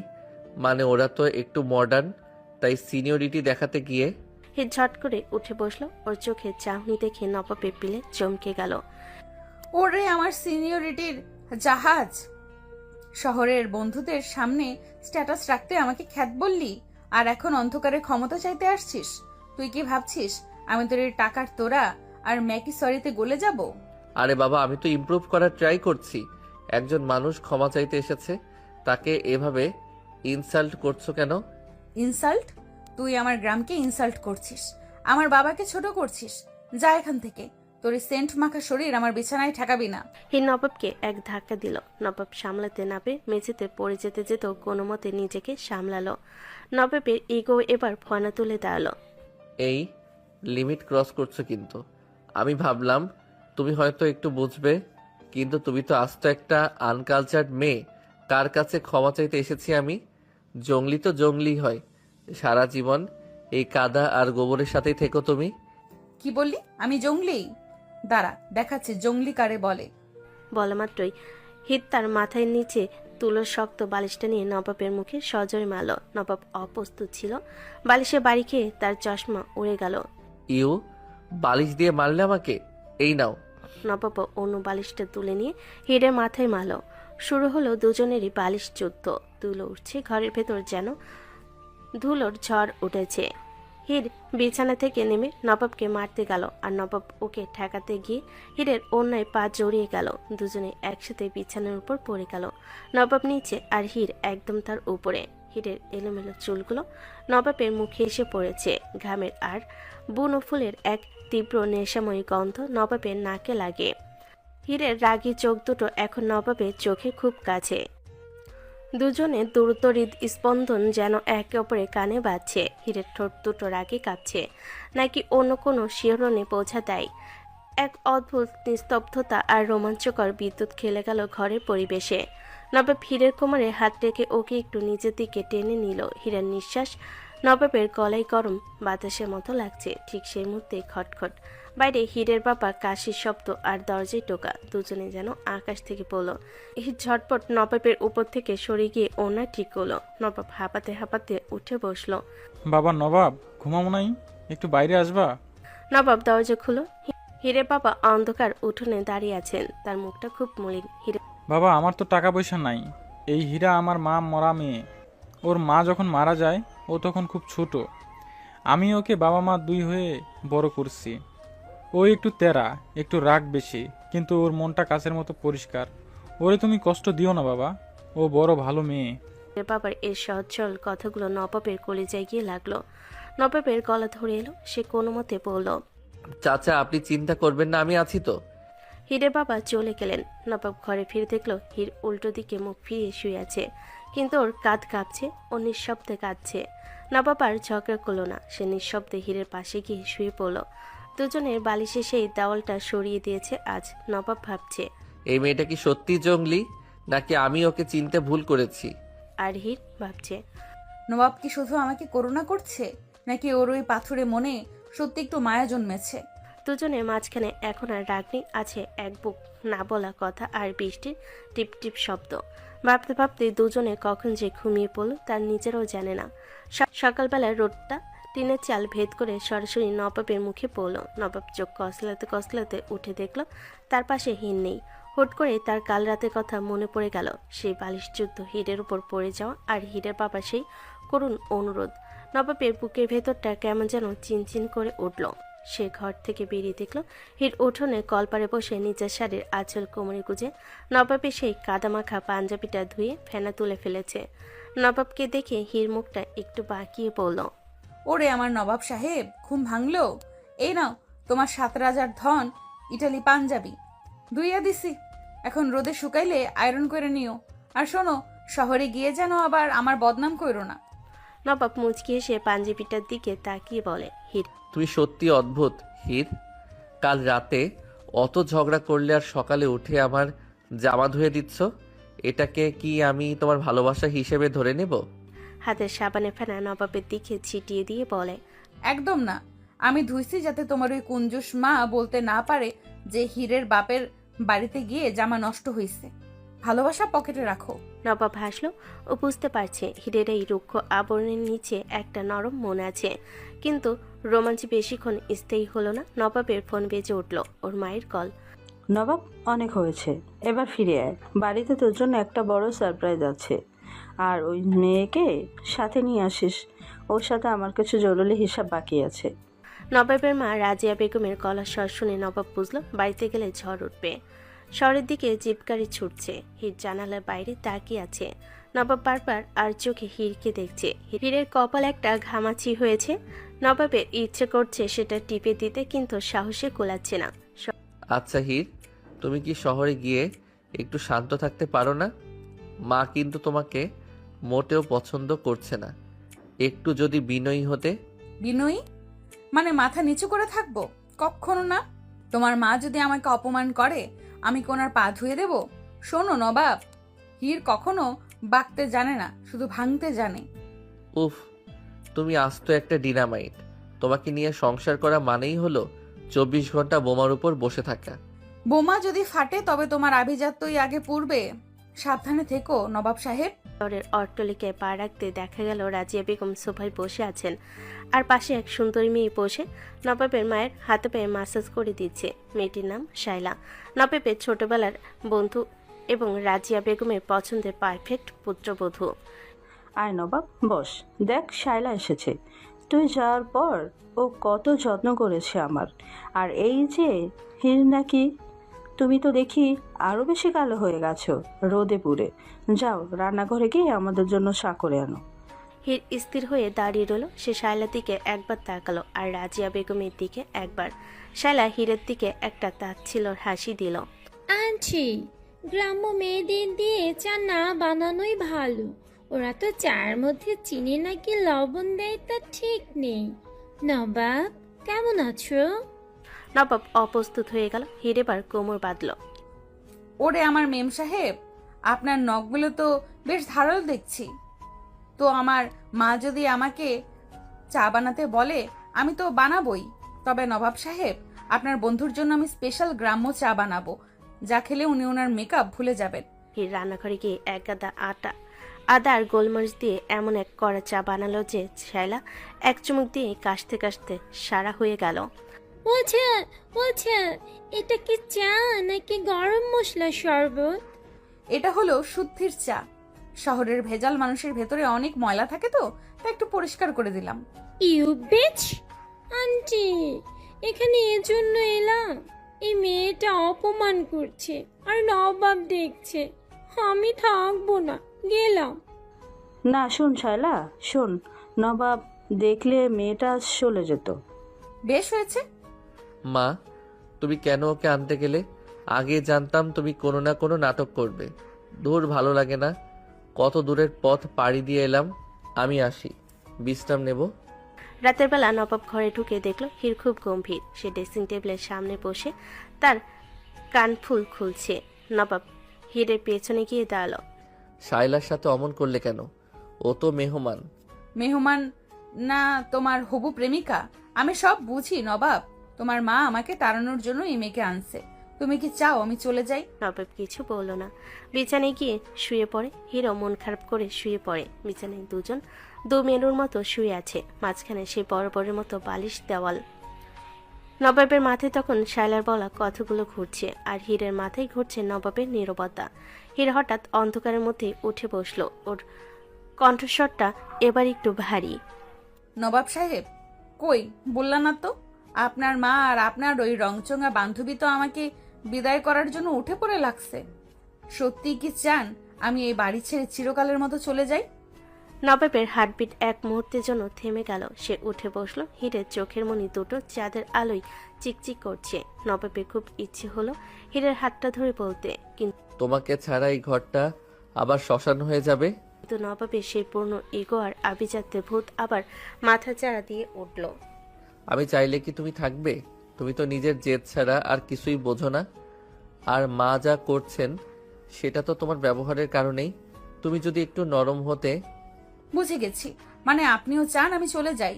আপনার স্ট্যান্ডার্ড বান্ধবীর সাথে থাকলে আপনার ইজ্জত বাড়বে, তাই তো? ঠিক আছে, আমি কালই চলে যাব। নবাবী প্রাসাদে জঙ্গলি মেয়ের আর থাকার দরকার নেই। হীর ধপাস করে শুয়ে পড়ল আর মুখ ঘুরিয়ে নিল। নবাবের মনটা হু হু করে উঠল। সে বুঝতে পারছে হীরের খুব লেগেছে। সে একটু ইতস্তত করে বালিশের দেওয়ালটা টপকে হীরের একদম কাছে গেল। হীরের গায়ে সেই বনফুলের ঘ্রাণটা নবাবকে মাতাল করে দিয়েছে। সে খুব সাবধানে হীরের চুলে হাত রাখল। হীর, শোনো না, রাগ করো কেন? আমি আসলে অমন করে বলতে চাইনি। আমি চাই তুমি। নবাবের হাত চুলে লাগতে হীর বিদ্যুৎ বেগে ঘুরে দাঁড়ালো, আর ওর গায়ে যেন কেউ আগুন লাগিয়ে দিয়েছে। হাত সরাও, খবরদার আমারে ছোবে না। ওই হাত দিয়ে শায়লা মেম সাহেবের আদর করো কে? আমার শরীরে তোমার ওই বিষাক্ত ছোঁয়া দিবা না। বিষাক্ত? আমি তোমাকে মানাতে আসছি, ক্ষমা চাইতে আসছি, আর তুমি আমাকে ইনসাল্ট করছো। তুমি কি ভেবেছো আমি তোমার পায়ে পড়ে কাঁদবো? আমি নবাব, আমার দয়া বুঝতে শেখো। দয়া? তোমার দয়া আমি পায়ে পিসি। তুমি একটা পাথর, একটা মরা রোবট যে নিজের বউয়ের সম্মান রক্ষা করতে পারে না। সে আবার কিসের পুরুষ? যাও, ওই ড্রেসিং রুমে গিয়ে শালার আঁচল ধরে বসে থাকো। ইউ জঙ্গলি মেয়ে, তোমাকে ভালো কথা বলতে আসাই আমার ভুল। তোমার মুখে শুধু বিষ, সারাক্ষণ ঝগড়া আর চিৎকার। একটা মুহূর্তে শান্তিতে থাকতে দাও না। শান্তি চাইলে ওই মরা মানুষের দেশে যাও। হীরের সাথে থাকলে আগুনই সহ্য করতে হবে। এখন নিজের সীমানায় যাও, নয়তো এই বালিশ দিয়ে তোমার আমি আজকে শ্বাসরুদ্ধ করে মারবো। নবাব রাগে গড়গড় করতে করতে নিজের জায়গায় ফিরে গেল। ও মনে মনে নিজেকে গালি দিচ্ছে। কেন আমি এর কাছে ভালো হতে গেলাম? এর তো কোনো দিনই পরিবর্তন হবে না। কিন্তু বিছানায় শুয়ে নবাব আর চোখ বন্ধ করতে পারছে না। ও আর চোখে দেখলো হীর আবার নিঃশব্দে কাঁদছে। ও বুঝলো হীর কাঁদছে। নবাবের ইচ্ছে করছে সব রাগ ভুলে যেতে। একবার সিনিয়রিটি দেখাবে, একবার জঙ্গলিগিরি করবে। এই মেয়েটাকে নিয়ে আমি কি করব? কিন্তু ও যদি কাল সত্যি চলে যায়, না, ওকে যেতে দেওয়া যাবে না। কাল সকালে মায়ের ওই চালানটা আমাকে ভেস্তে দিতে হবে। হীর অন্ধকারে দেওয়ালের দিকে তাকিয়ে ভাবছে, মানুষটা তো পাষাণ কেন? একটু ওকে বলতে পারতো না যে হীর তুই কোথাও যাবি না? কাল সকালে নাস্তায় যদি সত্যি সত্যি ওরা কিছু করে, তবে আমি আর এই বাড়িতে এক মুহূর্তও থাকবো না। রাতে সেই তুমুল ঝগড়া পর সকালটা শুরু হলো এক অদ্ভুত থমথমে ভাব দিয়ে। শায়লা সকালে আবার আসে।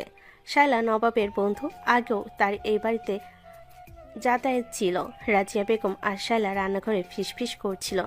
রাজিয়া বেগম হীরের তৈরি করে রাখা হালুয়ার বাটিতে চুপি চুপি অনেকটা জোলাপের ওষুধ মিশিয়ে দিল, যাতে এটা খেয়ে ওনার পেট খারাপ হয় আর দোষ পড়ে হীরের উপর। সকালে নাস্তার টেবিলে সবাই বসেছে, কিন্তু হীর গম্ভীর মুখে খাবার বেড়ে দিচ্ছে। রাজিয়া বেগম আজ বেশ হাসি খুশি, যেন মহাবিজয় আসন্ন। বৌমা, আজ তোমার হাতের হালুয়া একটু দাও তো, দেখি কেমন রেঁধেছ। শায়লা, তুমি একটু নাও। হীর হালুয়ার বাটিটা রাজিয়া বেগমের দিকে এগিয়ে দিতে যাচ্ছিল। ঠিক তখনই নবাবের নজর পড়ল বাটির এক কোণে পড়ে থাকা একটা ছোট্ট ওষুধের কাগজের টুকরোর দিকে। নবাব ছট করে বুঝে গেল এটা তার মায়ের কোনো নোংরা চাল। সে দেখল হিরো কিছুটা সন্দেহ করেছে। নবাব হুট করে হীরের হাত থেকে বাটিটা কেড়ে নিয়ে বলল, কেন রে নবাব? বউ রেঁধেছে, একটু খেয়ে দেখি ও আমায় মারতে চায় কি না, খাওয়াতে চায়। মা, আমি জানি তুমি কি করতে চাইছো। আর শাহেলা, তুমিও এই নাটকে সামিল আছো। আমি দেখেছি বাটিতে কি ফেসানো হয়েছে। হীর অবাক হয়ে নবাবের দিকে তাকালো। নবাব কি তবে হীরের পক্ষ নিচ্ছে? নবাব হীরকে উদ্দেশ্য করে, কিন্তু সরাসরি না তাকিয়ে বলে, এই যে জঙ্গলি মেয়ে, তুমি কি ভেবেছো তুমি খুব বুদ্ধিমতী?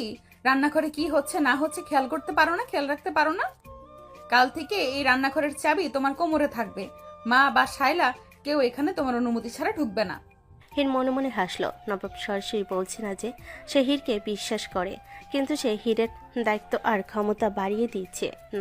নবাব, তুমি একটা অসভ্য মেয়ের জন্য আন্টির অপমান করছো।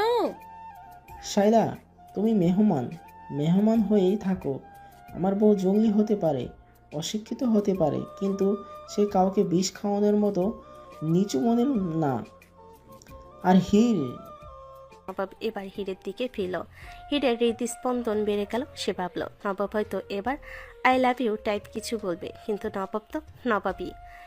হীর, তুমি ভেবো না যে আমি তোমাকে খুব ভালোবাসি বলে এসব করছি। আসলে তোমার হাতের ওই বিশ্রী ঝাল রান্না খেয়ে আমার পেটের চামড়া শক্ত হয়ে গেছে। এই সামান্য ওষুধ তোমার কিছুই হবে না। তাই তোমাকে বাঁচানো মানে আমার রইছে ঘর বাঁচানো, বুঝলে? হীর এবার খিলখিল করে হেসে উঠল। নবাব সরাসরি স্বীকার না করলেও হীরের জন্য সবার সামনে রুখে দাঁড়িয়েছে। এটাই হীরের কাছে অনেক বড় পাওয়া। নবাবের এই তেরা ভালোবাসায় হীরের মন ছুঁয়ে গেল। সে মনে মনে বলল, পাথরটা গলতে শুরু করেছে রে হীর, এখন শুধু একটু আগুনের তাপ দেওয়া বাকি। রাজিয়া বেগম রাগে গজগজ করতে করতে ঘরে চলে গেলেন। শ্যালো ব্যাগ গুছিয়ে বিদায় নেওয়ার প্রস্তুতি নিচ্ছে। হীর ডাইনিং টেবিলের উপর হাত রেখে নবাবের দিকে তাকালো। তা নবাব সাহেব, আবার আমার জন্য তো অনেক ওকালতি করলেন, এখন এই জঙ্গলি বউকে নিয়ে কি করবেন? আজ তো বিকেলে আমাদের ঘুরতে যাওয়ার কথা ছিল। করতে যাব না তো কি করব? তোমাকে এই বাড়িতে একা রেখে গেলে তুমি তো আস্ত দালানটাই কামড়ে খেয়ে ফেলবে। যাও, গিয়ে রেডি হও। আর শোনো, এই গ্রামে শাড়ি পরবে না, একটা ভালো ড্রেস পরো। হীর মুচকি হেসে চোখের কোণ দিয়ে নবাবকে দেখে নিল। নবাব আয়নে নিজের চেহারা দেখছে ঠিকই, কিন্তু আর চোখে সেও হীরের হাসির ঝলক উপভোগ করছে। বিকেলে নবাব তার খোলা জিপ গাড়ি বের করলো। হীর একটা লাল রঙের জমকালো শাড়ি পরেছে, কপালে বড় একটা লাল টিপ। নবাবকে দেখে হীরের মনে হলো সে সত্যি কোনো রাজপুত্রের সাথে ঘুরতে যাচ্ছে। গাড়িতে উঠো, আর খবরদার রাস্তায় কোনো দুধের ক্যান বা ঘাসের বোঝা দেখলে লাভ দেবে না। আর আপনিও সাবধানে চালাবেন নবাব সাহেব, কাদা দেখলে কিন্তু আমার হাত নিষ্পিস করে। গাড়ি চলতে শুরু করলো।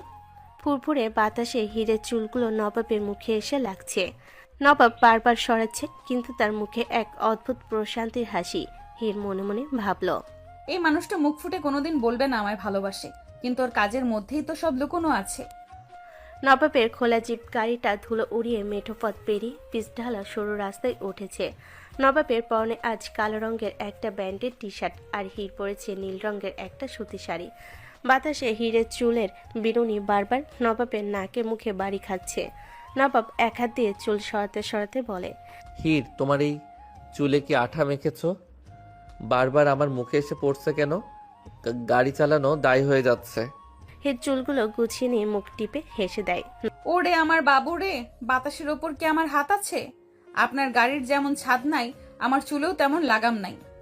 সহ্য করতে না পারলে গাড়ি থামান, আমি নেমে হেঁটে যাচ্ছি। থামাবো না তো কি করব? তোমাকে নিয়ে ঘুরতে বের হওয়া মানেই হলো নিজের প্রেশার বাড়ানো। আচ্ছা, এই নীল শাড়িটা কি আজই পরতে হলো? তোমাকে তো পুরাই একটা জঙ্গলি ময়ূরের মতো লাগছে। ময়ূর? আমি তো জানতাম ময়ূর সুন্দর, আপনি তো দেখি ইনডাইরেক্টলি আমার রূপের প্রশংসা করতেছেন নবাব সাহেব। তা স্বীকার করতে এত লজ্জা কিসের? নবাব একটু অপ্রস্তুত হয়ে হুট করে হার্ট ব্রেক করলো। প্রশংসা?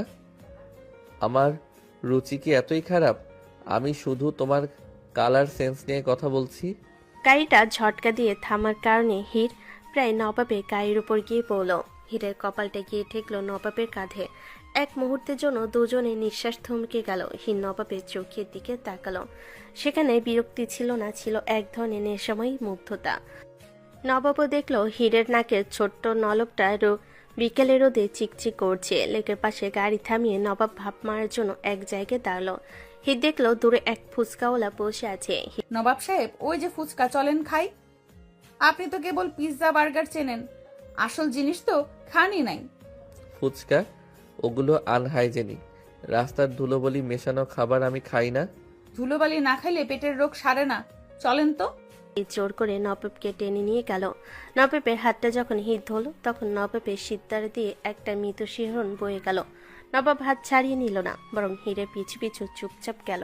ফুচকা খাওয়ার সময় হিরের কপালে ঘাম জমেছে। নবাব পকেট থেকে একটা সিল্কের রুমাল বের করে হিরের দিকে এগিয়ে দিল। এই নাও, মুখটা মোছো। তোমাকে দেখতে আসলেও কুলি মজুরের মতো লাগছে। রুমালটা কেড়ে নিয়ে বলে, কুলি মজুর হলেও আমি আসলি, আপনার মতো পাউডার মাখা নবাব না। আর এই রুমাল দিয়ে মুখ মুছলে কি আমি আপনার মতো ফর্সা হয়ে যাবো? নবাব জবাব দিল না, শুধু তাকিয়ে রইল হীরের হাসি খুশি মুখের দিকে। ও মনে মনে ভাবছে, এই মেয়েটা ঝগড়া না করলে কি ওর পেটের ভাত হজম হয় না? অথচ এই ঝগড়াটাই কেন জানি এখন আমার নেশা হয়ে যাচ্ছে। আকাশ হঠাৎ কালো হয়ে এলো। লেকের পানির উপর ঠান্ডা বাতাস বইতে শুরু করলো। নবাবের জিপের কাছে ফিরে এলো দুজন। আকাশের অবস্থা ভালো না, চলো ফিরতে হবে। আর একটু থাকেন না, দেখেন বাতাসটা কত সুন্দর। বাতাসে উল্টো দিকে মুখ করে দাঁড়িয়ে দুহাত ছড়িয়ে দিল। নবাব হিরে পেছন দাঁড়িয়ে হিরে নীল শাড়ির আঁচলটা উঠতে উঠতে এসে নবাবের মুখে জড়িয়ে গেল। নবাব আঁচলটা সরতে গিয়েও সরল না, সে হীরের একদম কাছে গিয়ে দাঁড়ালো। হির, তুমি যখন চুপ থাকো তখন তোমাকে আসলেও ভালো লাগে। হির চমকে ফিরে তাকালো। দুজনের দূরত্ব এখন মাত্র কয়েক ইঞ্চি। নবাবের চোখে গভীরতা দেখে হিরো যেন খেয়ে হারিয়ে ফেল। ওর মনে হলো নবাবের এই রুক্ষ কথার পেছনে একটা বিশাল সমুদ্র লুকিয়ে আছে। হির কিছু একটা বলতে যাচ্ছিল, হয়তো কোনো প্রেমের কথা, হয়তো কোনো অনুভূতির কথা। ঠিক সেই মুহূর্তেই প্রথম বৃষ্টির ফোঁটা নবাবের নাকে পড়ল।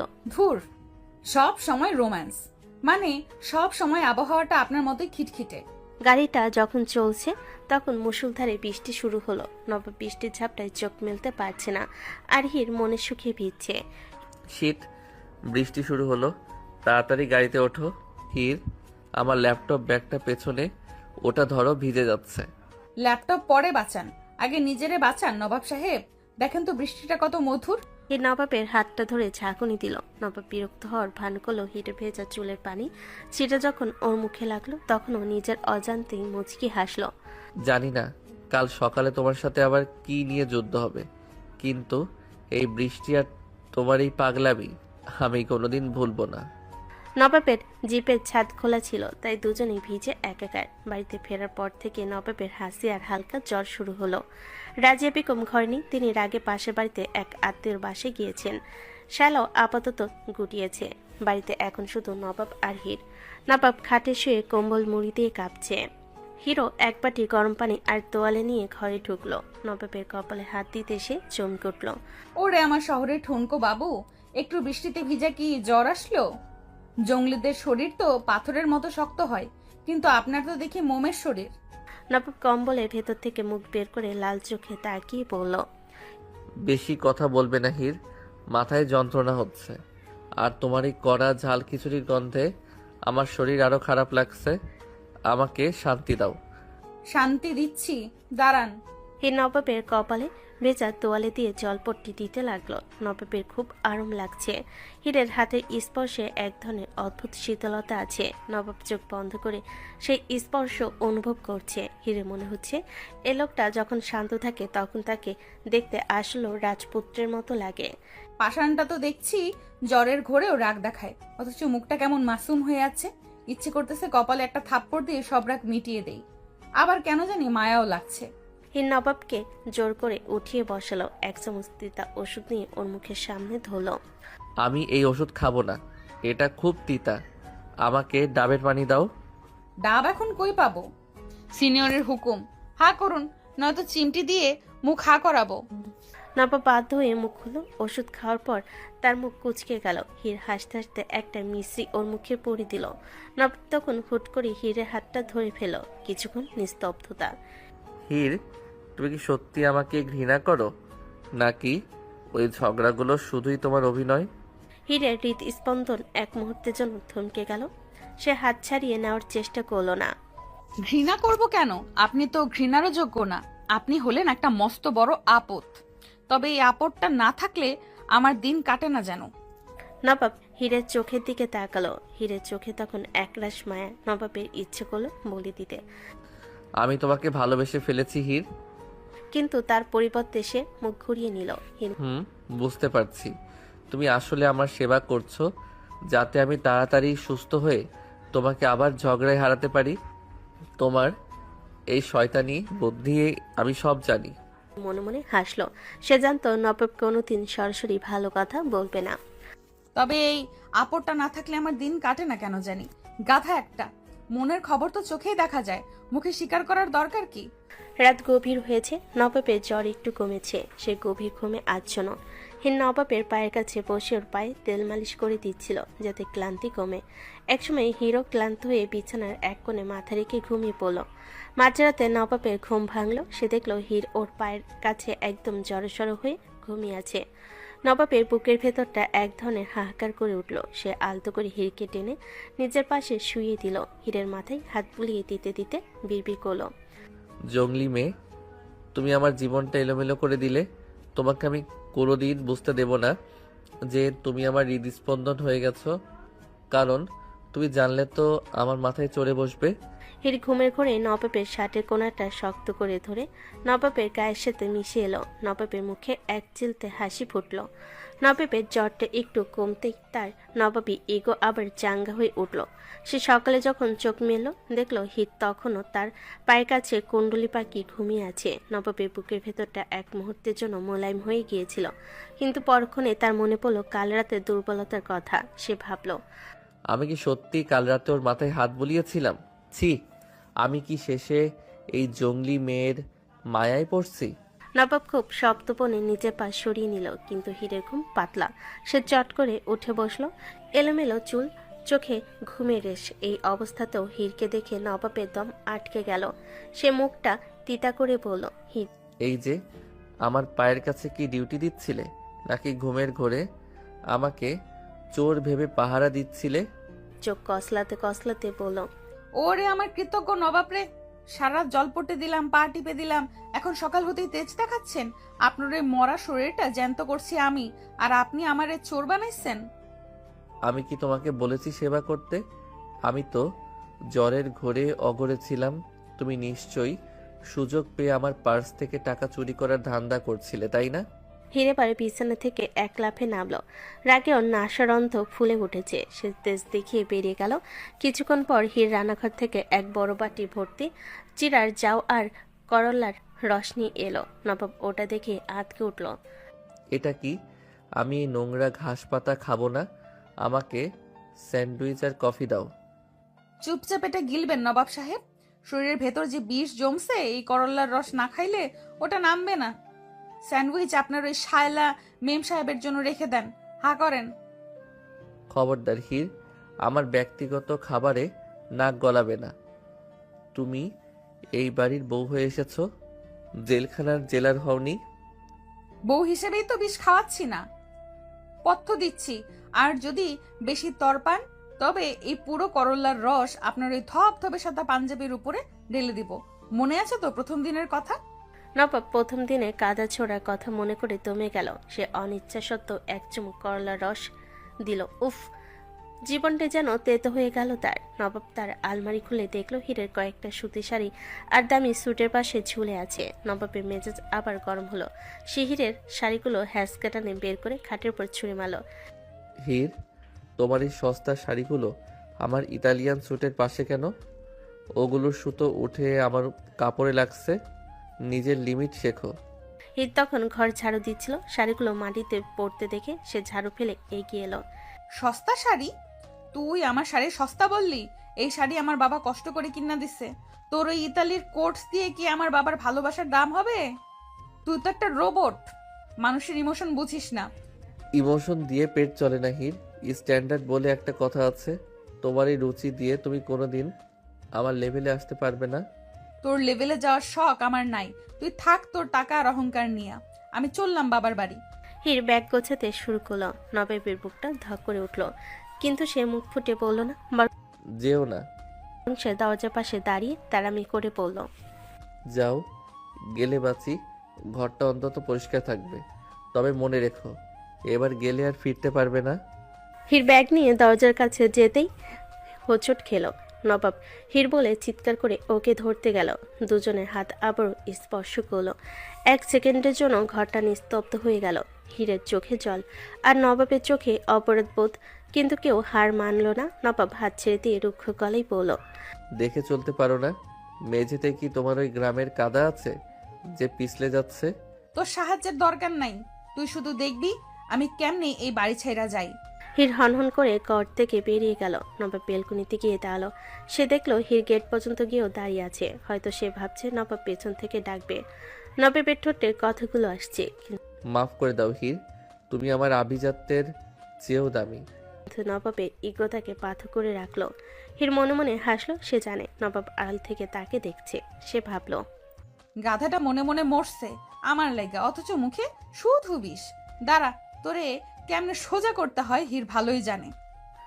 হীর ব্যাগ হাতে নিয়ে যখন হনন করে মেন গেট দিয়ে বেরিয়ে গেল, নবাব তখন বেলকুনিতে দাঁড়িয়ে নিজের চুল খামচে ধরছে। ওর ভেতরের সত্তাটা চিৎকার করে বলছে, ওকে থামা নবাব, ও চলে গেলে তোরে বিশাল অট্টালিকা শ্মশান হয়ে যাবে।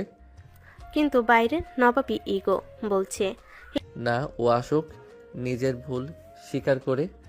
জঙ্গলি মেয়েকে বেশি লাই দিতে নেই। এই রিক্সায় উঠে বসতে আকাশ ভেঙে বৃষ্টি নামলো, যেন প্রকৃতি হীরের মনের মতন মেজাজ খারাপ। ওদিকে নবাব আর বেশিক্ষণ থাকতে পারল না। সে চাবি নিয়ে জিপ গাড়িটা স্টার্ট দিল, মনে কোণে ভয়। এই বৃষ্টিতে মেয়েটা যদি বিপদে পড়ে? রিক্সায় বসে ভিজছে আর মনে মনে নবাবকে উদ্ধার করছে।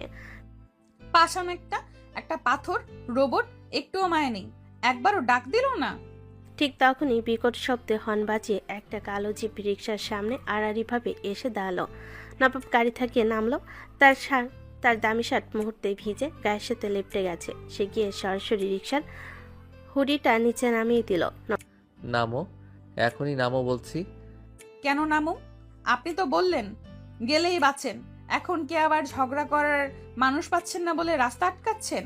নবাব ভিড়কে একরকম জোর করে রিক্সা থেকে নামিয়ে বলে, চিৎকার করবে না হীর, এই ঝুম বৃষ্টিতে তুমি একা গ্রামে যাবে?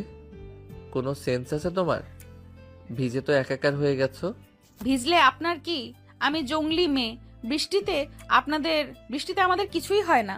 আপনি যান, গিয়ে আপনার ইতালিয়ান স্যুটে ইস্ত্রি দেন। রাস্তার পাশে তখন কেউ নেই, শুধু বৃষ্টি আর ঝোড়ো হাওয়া।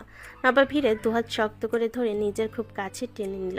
হীরের ভেজা চুলের পানি ছিটা নবাবের চোখে মুখে লাগছে। তুমি কি চাও আমি সবার সামনে হাত জোর করে মাপ চাই? আমি তোমাকে বলেছি না আমার লিমিট ক্রস করবে না? তুমি কেন যাও? লিমিট তো তুই ক্রস করছিস নবাব। তুই আমার বাবার দেওয়া শাড়ি মাটিতে ফেলছিস। তুই আমার সম্মান দিতে পারিস না, তুই শুধু টাকা চিনিস। ছাড় আমারে। হীর ধাক্কা দিতে গিয়েও নবাবের পায়ের উপর পা দিয়ে দিল। অমনি দুজন তাল হারিয়ে রাস্তার ধারে ঘাস আর কাদের উপর আশ্রে পড়ল। নবাব নিচে আর হীর তার বুকের উপর। হুবহু প্রথম দিনের মতো অবস্থা, কিন্তু আজ পরিবেশটা অন্যরকম।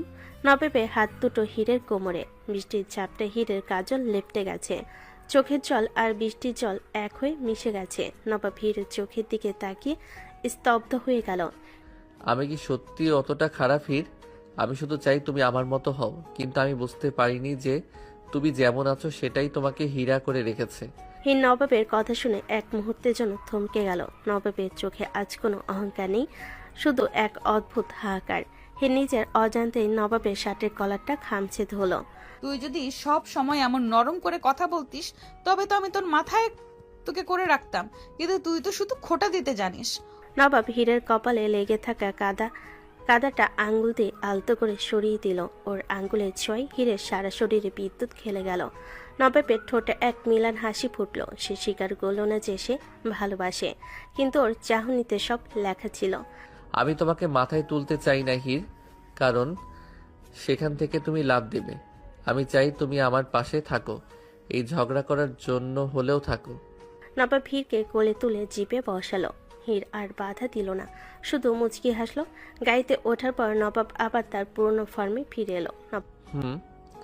এখন আবার বেশি ইমোশনাল হয়ে যেও না। তোমাকে নিয়ে আসলাম কারণ আমার ড্রয়িং রুমে কাদা পরিষ্কার করার লোক নেই। তুমি যে কাদা মাখিয়েছ সেটা তোমাকেই ধুয়ে দিতে হবে। ওরে আমার কাজ পাগল নবাব রে, কাদা আমি ধুমু নাকি তোর ওই দামি স্যুটে আবার মাখামো? সেটা কাল সকালে টের পাবা। আপাতত গাড়ি চালাও, আমার খুব খিদা লাগছে। খিদা? বাড়িতে গিয়ে ওই যাও আর করলার রসই খাবে তুমি। আজ রাতটা তোমার উপবাস। তাইলে তুমিও উপবাস। খবরদার আমার বিছানায় আসবা না। আজকে মাঝখানে কোলবালিশ না, ইটের দেওয়াল দিমু। আর চোখে হিরের দিকে তাকালো। হিরের ভেজা শাড়ির নীল রংটা বৃষ্টির দিনে আরো উজ্জ্বল লাগছে। নবাব মনে মনে হাসলো। সে জানে এই জঙ্গলি মেয়েটার সাথে সারা জীবন ঝগড়া করতে হলেও সে রাজি, শুধু ও যেন ছেড়ে না যায়। নবাব আর হির যখন কাদামাখা অবস্থায় বাড়িতে ঢুকলো তখন মনে হচ্ছে তারা যেন কোনো কুস্তি প্রতিযোগিতা থেকে চ্যাম্পিয়ন হয়ে ফিরছে। ডাইনিং রুমে রাজিয়া বেগম বসেছিলেন তার সেই চিরচেনা গম্ভীর মুখে। সাথে ছিল শায়লা, যাকে তিনি এখনো বিদায় করেননি। তাদের দুজনকে এই অবস্থায় দেখে রাজিয়া বেগমের হাত থেকে তসবির মালা পেরেই পড়ে যাচ্ছিল। রাজিয়া বেগম সোফা থেকে ঝট করে উঠে দাঁড়ালেন। শায়লা তার দামি রুমাল দিয়ে নাক টিপে ধরলো, যেন কোনো নরক থেকে লোক এসেছে। নবাব, এ কি অবস্থা তোদের? তুই তো আমার বংশের মান সম্মান এই মেয়ের সাথে কাদার মধ্যে মিশিয়ে দিলিছি। ও মাই গড, নবাব, তুমি এই জঙ্গলি মেয়ের জন্য নিজের $5,000 গাড়ি আর শার্ট নষ্ট করলে। You look like a dirty villager. নবাব নিজেরই অস্বস্তি লাগছিল, কিন্তু হিরের দিকে তাকাতে সে দেখলো কোমরের হাত দিয়ে তৈরি। নবাব গলা পরিষ্কার করে তারপর দেখানোর চেষ্টা করলো। মা, বেশি কথা বলো না তো। রাস্তায় গাড়ি স্লিপ করেছিল আর হিরকে আমি ফিরিয়ে এনেছি, কারণ ওর বাবার কাছে গেলে গ্রামবাসী ভাবতো আমি ওকে ভয় পেয়েছি। আমি নবাব, আমি কাউকে ভয় পাই না। হির নবাবের দিকে তাকিয়ে মুখ ভেঙচিয়ে বলে, ওরে আমার বীর পুরুষ রে, গাড়ি নাকি স্লিপ কাটছে? আপনি নিজেই তো আমার রিক্সার সামনে এসে কুস্তিগিরদের মতো লাফ দিছেন। আর শোনো শাশুড়ি মা, আপনার ছেলে নিজের ইচ্ছায় কাদায় নামছে, আমার দোষ দিয়েন না। সেখানে আর দাঁড়ালো না হির, চলে গেল। রুমে ঢুকতে নবাব বাথরুমে ঢুকে গেল। হির বাইরে দাঁড়িয়ে চিৎকার করছে, বের হও নবাব সাহেব, আমি আগে ভিজছি, আমার ঠান্ডা লাগবে। তুমি তো এসির মানুষ, তোমার কিচ্ছু হবে না, বের হও বলছি। অসম্ভব, এই ময়লা গায়ে আমি 1 সেকেন্ডও থাকবো না। তুমি ওই বেসিনে গিয়ে মুখ ধুয়ে নাও, আর খবরদার আমার বাথরুমে কাদা ছিটাবে না। মিনিট 10 পর নবাব তোয়ালে দিয়ে মাথা মুছতে মুছতে বের হয়ে এলো। তার চুলগুলো ভেজা, চোখে একটা অদ্ভুত ক্লান্তি। হির তখন রেগে মেগে নবাবের একটা দামি সিল্কের তোয়ালে নিয়ে বাথরুমে ঢুকতে চাইল। এই, ওটা আমার পার্সোনাল তোয়ালে, ওটা ধরলে কেন? তোমার জন্য আলাদা গামছা আছে না? গামছা শুকায় নাই, তোমার এই বিদেশি তোয়ালে দিয়েই আমি আজকে কাদা মুসমু। নবাবী ইজ্জত তো কাদার সাথে গেছেই, এখন তোয়ালে বাঁচাইলে কি করবা? নবাব তোয়ালের এক কোণা ধরল, হির অন্য কোণা। শুরু হলো তোয়ালে টানা হেঁচড়া। টানতে টানতে হির হুট করে নবাবের একদম কাছে চলে এলো। নবাবের ভেজা শরীরে ঠান্ডা ভাবটা হিরের গায়ে লাগলো। নবাব স্তব্ধ হয়ে হিরের চোখের দিকে তাকালো। তুমি কি সবসময় আমার সব কিছুতে ভাগ বসাতে চাও হির? আমি ভাগ বসাই না, আমি অধিকার নিতে জানি, তুমি তো কেবল হুকুম করতে জানো। নবাব হুট করে তোয়ালেটা ছেড়ে দিল। হির টাল সামলাতে না পেরে পেছনের দেওয়ালে গিয়ে ঠেকলো। নবাব এক পা এগিয়ে এসে হিরের খুব কাছে গিয়ে থামলো। অধিকার অধিকার পাওয়ার যোগ্যতা অর্জন করতে হয়। যাও, আগে জঙ্গলিগিরি বাদ দিয়ে মানুষে এসো। নবাব ঘর থেকে বেরিয়ে গেল, কিন্তু তার মনে কোণে তখনও হিরে সে রাগি চোখের প্রতিচ্ছবি ভাসছে। সে নিজেকে নিজে বোঝাচ্ছে, না, আমি ওকে মোটেও ভালোবাসি না, আমি শুধু ওকে একটু সোজা করতে চাই। রাজিয়া বেগম আজ যে ধরছেন তিনি হিরের হাতের খাবার খাবেন না। শায়লা নিজের হাতে সালাদ বানিয়েছে। নবাব টেবিলে বসে ল্যাপটপ দেখছিল। নবাব দেখো, তোমার জন্য আমি স্পেশাল ডায়েট সালাদ করেছি। এই কাদা মাখামাখির পর তোমার শরীর ঠিক রাখা দরকার। হির এক বড় বাটি ভর্তি গরম গরম ডাল আর আলু ভর্তা নিয়ে এলো। নবাবের পছন্দের খাবার। নবাব ল্যাপটপ থেকে চোখ তুলে সালাদের দিকে, তারপর হিরের আলু ভর্তার দিকে। শাইলা, সালাদটা ওদিকে রাখো, আজ আমার একটু দেশি খাবার খেতে ইচ্ছা করছে। কাদার মধ্যে পড়ার পর তো শরীর গরম রাখা দরকার। মনে মনে হাসলো। সে জানত নবাব কোনোদিন স্বীকার করবে না যে সে হিরের হাতের রান্নার ভক্ত। না নবাব সাহেব, আলু ভর্তা বেশি করে খাও, বুদ্ধি তো আলুর মতোই গোলমাল হয়ে গেছে, তাই এগুলোই তোমার জন্য সেরা। নবাব আর চোখে হীরের দিকে তাকালো। হীর তখন শায়লাকে পাশ কাটিয়ে নবাবের পাতে ডাল ঢেলে দিচ্ছে। নবাবের আঙ্গুলের সাথে হীরের আঙ্গুলের একটু ছোঁয়া লাগলো। নবাব চট করে হাত সরিয়ে নিল, কিন্তু তার চোখে অন্যরকম এক ঝিলিক। রাতের ঘরে এসি চলছে না, বৃষ্টির কারণে আবহাওয়া বেশ ঠান্ডা। নবাব দেখলো হীর পাতলা একটা চাদর গায়ে দিয়ে কাঁপছে। নবাবের খুব ইচ্ছে হলো নিজে মোটা কম্বলটা ওকে দিয়ে দিতে, কিন্তু সে ভাবলো আমি দিলে তো ভাববে আমি গলে গেছি। সে কম্বলটা নিয়ে হীরের দিকে ছুঁড়ে মারল। এই নাও, তোমার কান্নাকাটি আর কাঁপাকাঁপিতে আমার ঘুম আসছে না, ওটা গায়ে দাও আর চুপ থাকো। দয়া দেখাচ্ছেন নাকি? দয়া না, ইনভেস্টমেন্ট। তুমি অসুস্থ হলে আমাকে আবার কেয়ারটেকার হতে হবে, সেই ভয়ে দিচ্ছি। হীর কম্বলের ভেতর মুখ লুকিয়ে হাসলো। সে জানে এ লোকটা মুখে যাই বলুক মনের ভেতরটা মনের মতো নরম হতে শুরু করেছে। নবাব অন্ধকারের দিকে তাকিয়ে ভাবছে, কেন ওকে আজ এত মায়াবী লাগছে? না, কাল সকালে উঠেই আবার ঝগড়া শুরু করতে হবে, নয়তো ও আমার মাথায় চড়ে বসবে। পরের দিন শায়লা আর রাজিয়া বেগম মিলে শেষ চালটি চালেন। তারা হীরকে মিথ্যা কথা বলে শহরের নির্জন এক গোডাউনে পাঠালেন, এই বলে যে নবাব সেখানে কোনো বিপদে পড়েছে। হীর কিছু না ভেবেই পাগলের মতো সেখানে ছুটে গেল। কিন্তু সেখানে গিয়ে সে দেখল নবাব নেই, বরং শায়লার ঠিক করে কিছু ভাড়াটে গুন্ডা তাকে ঘিরে ধরেছে। নবাব বাড়িতে ফিরে যখন শুনল হীর একাই ওই বিপজ্জনক এলাকায় গেছে, ওর কলিজাটা যেন শুকিয়ে গেল। সে পাগলের মতো গাড়ি ছুটিয়ে সেখানে পৌঁছালো। দেখলো গোডাউনের এক কোণে হীরকে বেঁধে রাখা হয়েছে আর আগুন লেগেছে চারিদিকে। হীর, আমি আসছি। নবাব নিজে জীবনে পরোয়া না করে আগুনের ভেতর ঝাঁপিয়ে পড়ল। গুন্ডাদের সাথে মারপিট করে যখন সে হীরকে উদ্ধার করলো, তখন হীর ধোয় পেরাই অজ্ঞান। নবাব হীরকে কোলে করে বাইরে নিয়ে এলো। হীরের নিঃশ্বাস পড়ছে না দেখে নবাবের দু চোখ বেয়ে অঝরের ধারায় জল নামলো। যে নবাব কোনোদিন কাঁদেনি, সে আজ হীরের নিথর জড়িয়ে ধরে বাচ্চাদের মতো কাঁদতে শুরু করলো। হীর, চোখ খোলো প্লিজ। তুমি ঝগড়া করো, আমাকে গালি দাও, তাও কথা বলো, আমি তোমাকে ছাড়া এক মুহূর্ত থাকতে পারবো না। আমি স্বীকার করছি হীর, আমি তোমাকে অনেক ভালোবাসি। তুমি না থাকলে এই নবাবের কোনো অস্তিত্ব নেই। ফিরে এসো হীর। নবাবের চোখের গরম জল হীরের গালে পড়তে হীরের জ্ঞান ফিরল। সে পিট করে চোখ মেলে দেখল নবাবের মুখটা কান্নায় লাল হয়ে আছে। হীর দুর্বল হাতে নবাবের মুখটা ধোলো। নবাবের কান্নামাখা মুখ দেখে হীরের চোখেও জল এলো। ওরে আমার কান্নাকাটির নবাব, আপনিও তাহলে কাঁদতে পারেন? আমি তো ভাবছিলাম আপনি পাথরের মূর্তি। নবাব আর এক মুহূর্ত দেরি করলো না, সে হীরকে শক্ত করে বুকে জড়িয়ে ধরল। চারিদিকে সব ইগো, সব দেওয়াল মুহূর্তেই ভেঙে গেল। হ্যাঁ, আমি কাঁদি, তোমাকে হারানোর ভয়ে আমি মরে যাচ্ছিলাম। I love you Heer, I really love you. আমিও তোমারে ভালোবাসি রে জেদি পাথর, তোরে ছাড়া আমার ঝগড়া করার মানুষ কই পাবো? দুজনে বৃষ্টির মধ্যে দাঁড়িয়ে একে অপরকে জড়িয়ে ধরল। এক অপার্থিব শান্তি তাদের ঘিরে ধরল। নবাব যখন হীরকে নিয়ে বাড়িতে ফিরল, তার চোখে তখন আগুন। সে শায়লাকে সব জানিয়ে দিল। এই মুহূর্তে আমার বাড়ি থেকে বের হও শায়লা, আর কোনোদিন যদি আমার হীরের দিকে নজর দাও তবে নবাবের আসল রূপ দেখবে। শায়লা নিজের অপমান সইতে না পেরে চিরকালের জন্য তাদের জীবন থেকে বিদায় নিল। রাজিয়া বেগম নিজের ছেলের এই পাগলামি দেখে বুঝতে পারলেন এই হীরাকে ছাড়া সে তার ছেলে বাঁচবে না। তিনি বাধ্য হয়ে হীরের হাতে ঘরের চাবি তুলে দিলেন। বৌমা, তুমি আসলেও হীরা, আমার ছেলেকে তুমি বদলে দিয়েছো, আজ থেকে এই বাড়ি তোমার। সবাই ভাবলো এবার হয়তো তারা শান্তিতে থাকবে, কিন্তু মাত্র 2 মিনিট পরে। এই যে নবাব সাহেব, ভালোবাসা তো স্বীকার করলেন, এখন এই আগুনের ধোয়া মাখা শার্টটা খুলে ফেলেন, ঘর ময়লা হচ্ছে। আর ওই যে আমার শাড়িটা কাল ছিঁড়েছেন, ওইটা কালকের মধ্যে নতুন চাই। শুরু হয়ে গেল? মাত্র 2 মিনিট আগে আমি তোমার জন্য কাঁদলাম, আর এখন তুমি আমাকে ঝাড়ুদার বানাচ্ছ। আর শাড়ি, ওটা তো তুমিই টান দিয়েছিলে। কি আমি টান দিছি? মিথ্যেবাদী নবাব, আজ আপনার কপালে করল্লার রস আছে। করল্লার রস? তুমি একটা ডাইনি। আমি কেন যে তোমাকে বাঁচাতে গেলাম, আমার তো ওই আগুনই ভালো ছিল। তাহলে যান, আবার গিয়ে আগুনে বসেন গে। নবাব আর হীর আবার বালিশ নিয়ে মারামারি শুরু করলো।